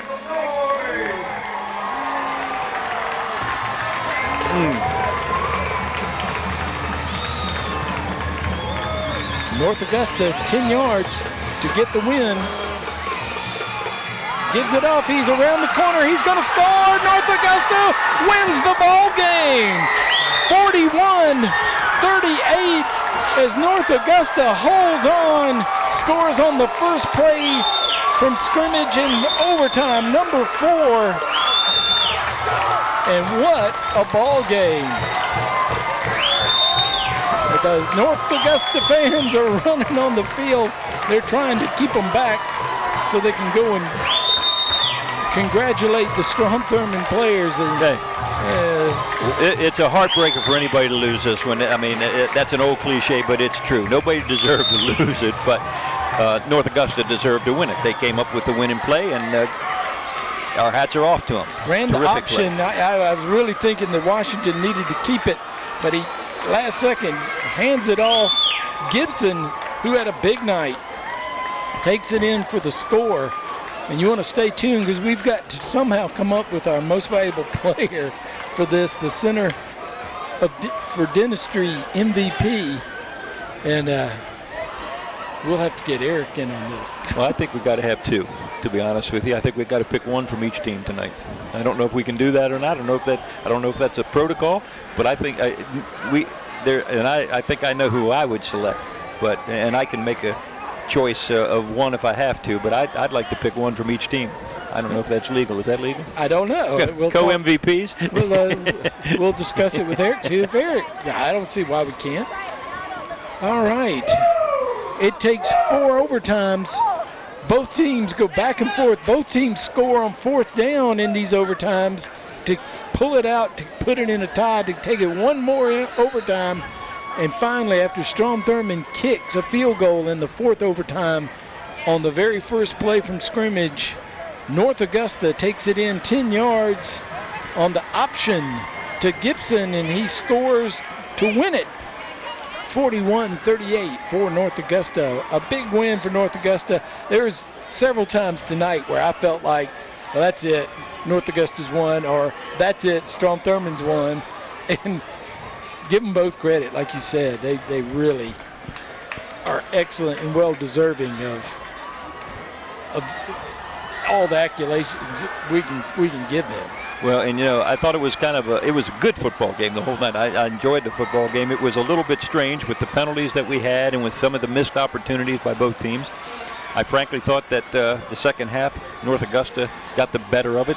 Strom Thurmond's offense was sort of non-existent basically in the second half. In the overtime, both teams just came to life, and it was good football, hard-nosed football, good skilled people, and it was a well-played football game by both teams, with the exception of those penalties. There were too many penalties, especially early in the game, but what a finish. It's as good as it can get. Tough loss for the home team Rebels as they get together and play the alma mater over on the far side of the field. Great win for North Augusta to stop that losing streak at 2. And they'll be ready to go into conference play. Both these teams will move into that next week. We'll take a break. We'll talk to Eric, and we'll come back with our choices for the Center for Dentistry MVP when we return on the Game of the Week on ASTV and WRDW My 12.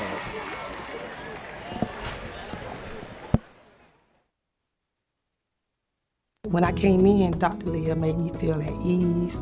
I felt comfortable. I wasn't as nervous as I usually am about the dentist. What set this dentist office apart from other dentists I've been to is the modern technology. When I came in, she pretty much explained everything, and I got to actually see what she was going to be able to do. I'm really terrified about coming to the dentist, but she made me feel so comfortable. Because of Dr. Leah, I can smile. What's the foundation for a great community? I'd say it's being there for your neighbors during the best of times and the worst of times. We have a hospital that does just that. Aiken Regional Medical Centers provides over $72 million a year in uncompensated care for those in need. I call that neighbors caring for neighbors.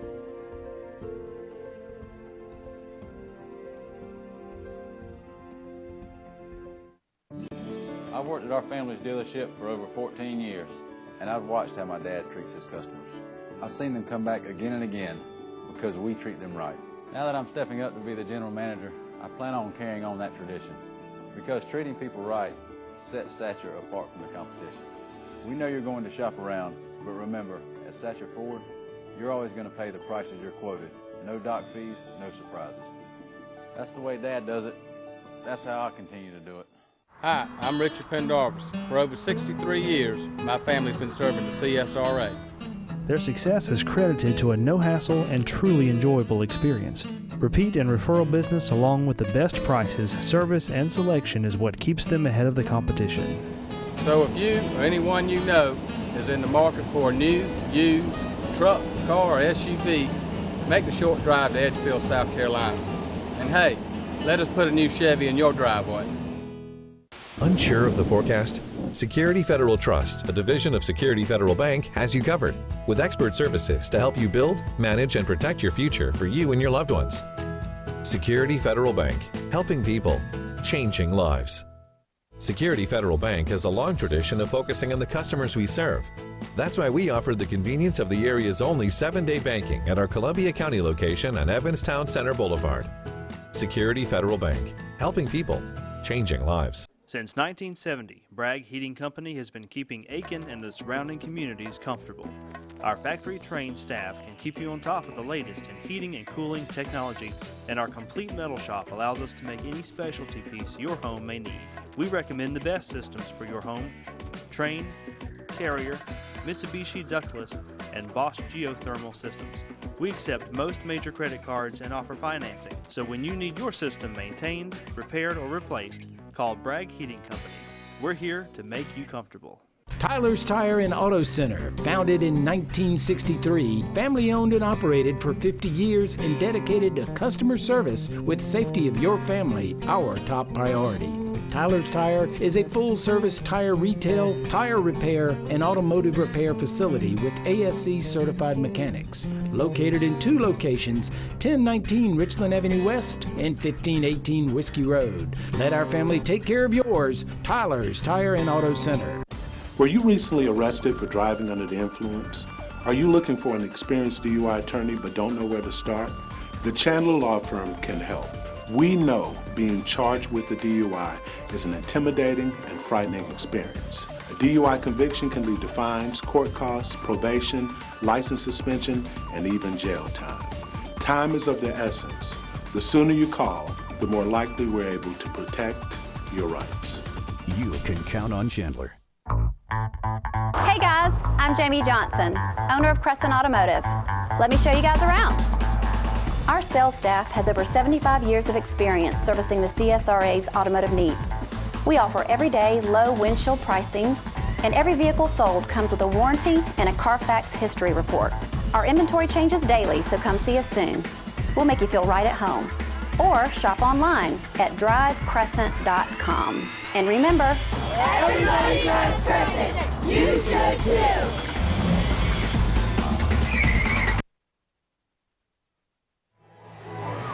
It took 4 overtimes, but North Augusta comes out victorious over Strom Thurmond here in Edgefield tonight, 41-38, and Eric Russell has Coach Thomas, the winning head coach, with him. Coach, congratulations, you had it the whole way, didn't you? Yeah, thank you very much. And I don't know about that, but like I said, my kids fought. They showed a lot of guts. All right, Coach, and when Gibson scored on that final play there, you ran up and hugged him. What did you tell him there? I just love him. I loved him, and I love them all, and they know that. I tell them every day. And I'm just so thrilled, man. Like I said, the kids struggled the last 2 weeks. You know, we lost a close one to Lexington, and they thought we could have won. And then last week, we I don't know, third quarter imploded a little bit. And I just told them, guys, you got to believe in yourself. And we talked about that coming out tonight before the game. We've been watching a few motivational things, talked about not being average, and we talked about, you know, what's your why? Borrowed that from Eric Thomas, the hip-hop preacher. And Eric says, what's your why? What's your purpose? And I think some of our kids found their purpose tonight. Well, Coach, after a walk in the park like you just had right here today, that should have a lot of happiness tonight, and I'm sure your kids are going to celebrate for the next couple of days. I hope they enjoy it. I hope they love it. I do. I love him, and I'm going to tell them on the bus on the way home.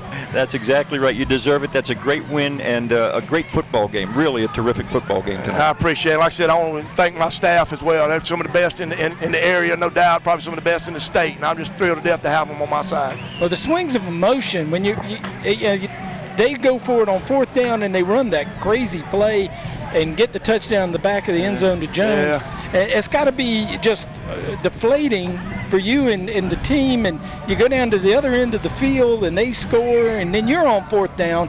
What was going through your head on 4th down? Hey, somebody's got to step up and make a play. You know, you find a way. I mean, what's your why? What's your purpose? And they found it, and you know, I'm so happy for them. But you know, there were so many swings in that game. I mean, we had touchdown callback, and we had one down, got close there, and just little things, and the kids just fought. I tell you, I'm just so proud of them. And I'll tell you what, I think your defense is really tough. Okay, that might be one of the best defenses they played hard. They played well, and I think they took a little bit of chip on the shoulder that people weren't respecting them any. So I hope they'll keep that chip. Yeah, and it's going to be interesting now when you guys get into your region play, okay, especially with 5 of the teams right here locally. And it's going to be a great matchup. That's going to be a lot of fun. Oh, yeah, it's going to be some great matchups. Thank you very much. Yeah, we look forward to seeing you later in the season, and all that matchup with Aiken and North Augusta and South Aiken and Midland Valley. It's going to be fun. Oh, it should be a dandy one, I'm sure. Yep, that's good. Well, congratulations. Go enjoy it with your team. Thank you very much.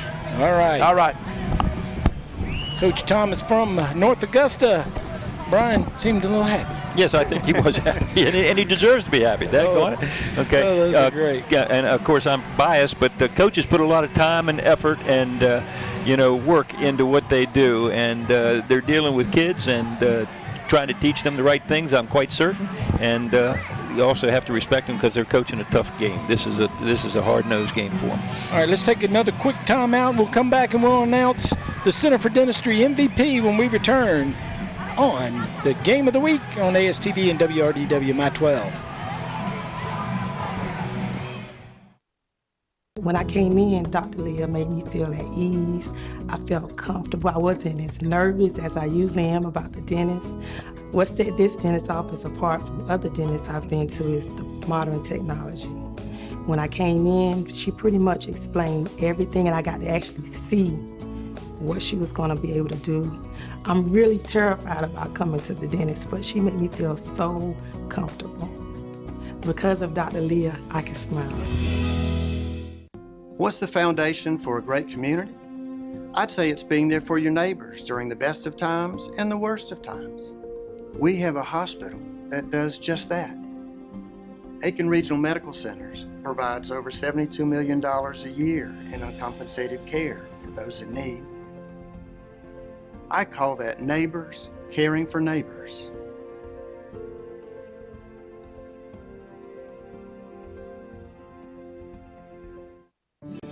I've worked at our family's dealership for over 14 years, and I've watched how my dad treats his customers.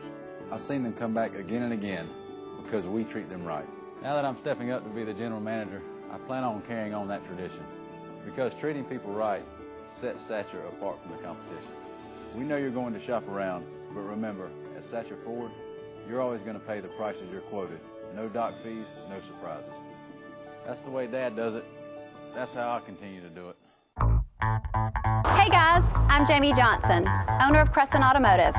Let me show you guys around. Our sales staff has over 75 years of experience servicing the CSRA's automotive needs. We offer everyday low windshield pricing, and every vehicle sold comes with a warranty and a Carfax history report.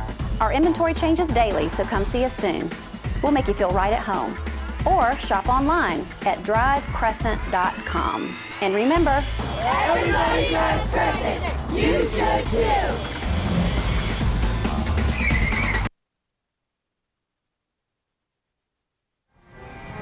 North Augusta wins in 4 overtimes, 41-38, as they come to Strom Thurmond and get out of here with a hard-fought win. Okay, we have discussed it, and we are ready to announce our Center for Dentistry MVPs tonight, and Coach, we'll give you the honor. Okay, and after a long discussion, and I think we're doing the right thing. We've got one from each school because this was such a fantastic game, and both teams played remarkably well. Coach Thomas said it could be the whole team, but we've got to pick one player from each team, and that's what we're going to do. And for the Strom Thurmond High School team, we're going to select number 5, Rashad Bryant, who had those 2 great touchdown catches and long runs in the first half, and then threw that crazy pass in the overtime. And had the 1 catch in overtime, too. In the overtime, so he was responsible for 4 of the touchdowns. So Rashad Bryant, hats off to you as being the MVP for Strom Thurmond. And on the other side, a young man that really threw the ball very well tonight and also rushed for a touchdown, their quarterback, Landon Washington, who threw 3 touchdown passes in overtime in a pressure situation, also had a running touchdown. So Landon Washington for the North Augusta team. And both players were great. Both teams were great. Coaches were great. Yeah, I mean, it was a great football game. I'm getting tired of saying great, but it was a great football game. Eric has Washington with about 250 yards passing on the night. He wasn't exactly sure. He was still trying to add it all up and come up with the numbers. And we think it's apropos. It was a shame that anybody has to lose, but that's why we play overtime. Somebody's going to win, somebody's going to lose. But you're right. Bryant deserves to be recognized. There he is again on our replays, scoring that long touchdown. And he had some great touchdowns. The pass in the back of the end zone to Amani Jones. Amani Jones had 2 touchdowns in the overtime. You had Daughtry, who had 2 touchdowns for North Augusta. Bell had a touchdown catch to redeem himself a little bit. Bell had the touchdown catch, and you had Gibson. And here's the play. Who was outstanding. This was the play where Bryant throws the touchdown pass, left-handed in the back of the end zone to somebody who hadn't caught a pass the whole game. And then he catches another one later on from Tyrese Nick. It's just there was a lot of players. And then the North Augusta defense all by themselves, the way they played, they were outstanding. And you got to tip your hat to Strom Thurmond's too. They played well. They stopped them when they had to. And it's just, again, a shame that somebody had to lose. And like you pointed out, we asked Coach Thomas, who do you think the MVP ought to be? And he said the whole team. And the coaching staff. And the coaching staff. And he'd probably say the fans, too. It was something else. It was something else to watch the fans. We were over here on the visitor side with North Augusta, and the North Augusta kids leaving one end of the end zone to go to the other end of the end zone to cheer their team on, and then coming back in the 4 overtimes. It was just a great high school football game. This is Friday Night Lights. And you know what? I'm glad you said that, because this is indeed Friday Night Lights. Great setting, great fans, great behavior, terrific football game, well coached, well played. I don't know what more you could ask. Okay. Yeah. Now, if they can just clear out this traffic jam so we can get out of here. Well, Strom Thurmond's going to feel bad about it and say, boy, we let that one get away. But they're going to go on. They're going to have a great season. I still think they'll win their division, their region, go on to the playoffs. North Augusta's got their work cut out for them. We've seen South Aiken. We know South Aiken's pretty good. Aiken, we haven't seen them, but they beat Strom Thurmond in overtime as well. And then Midland Valley looked pretty decent last week. They're coming on. They're going to get better as the season goes on. Airport, that's sort of the wild card. We don't know about Airport, but that's going to be fun. That division that North Augusta is going to be playing in 4A. From what we've seen, I will give a nod to North Augusta as probably the most sound defensive team I've seen so far of those 5 teams you just mentioned. I think they're better defensively than the other people right at the moment. South Aiken certainly has the linebackers that are very, very good. They got some defensive backs that are good, but their offense, I think, is better than North Augusta. So that's going to be fun. But for next week, Aiken, South Aiken, we're going to be at Haygood Stadium in Aiken for the matchup, cross-city rivals, and it means something this year. It's not going to just be for bragging rights. This is the first conference game of the season. In the region, they'll be playing each other to get it open, and whoever wins that game will have the inside track to going on and doing something special this season. So we look forward to seeing you next week from Aiken and Haygood Stadium.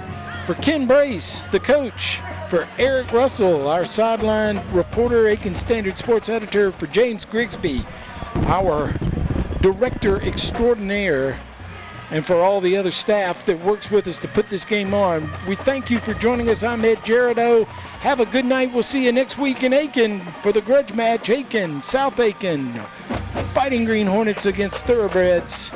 Good night, everybody.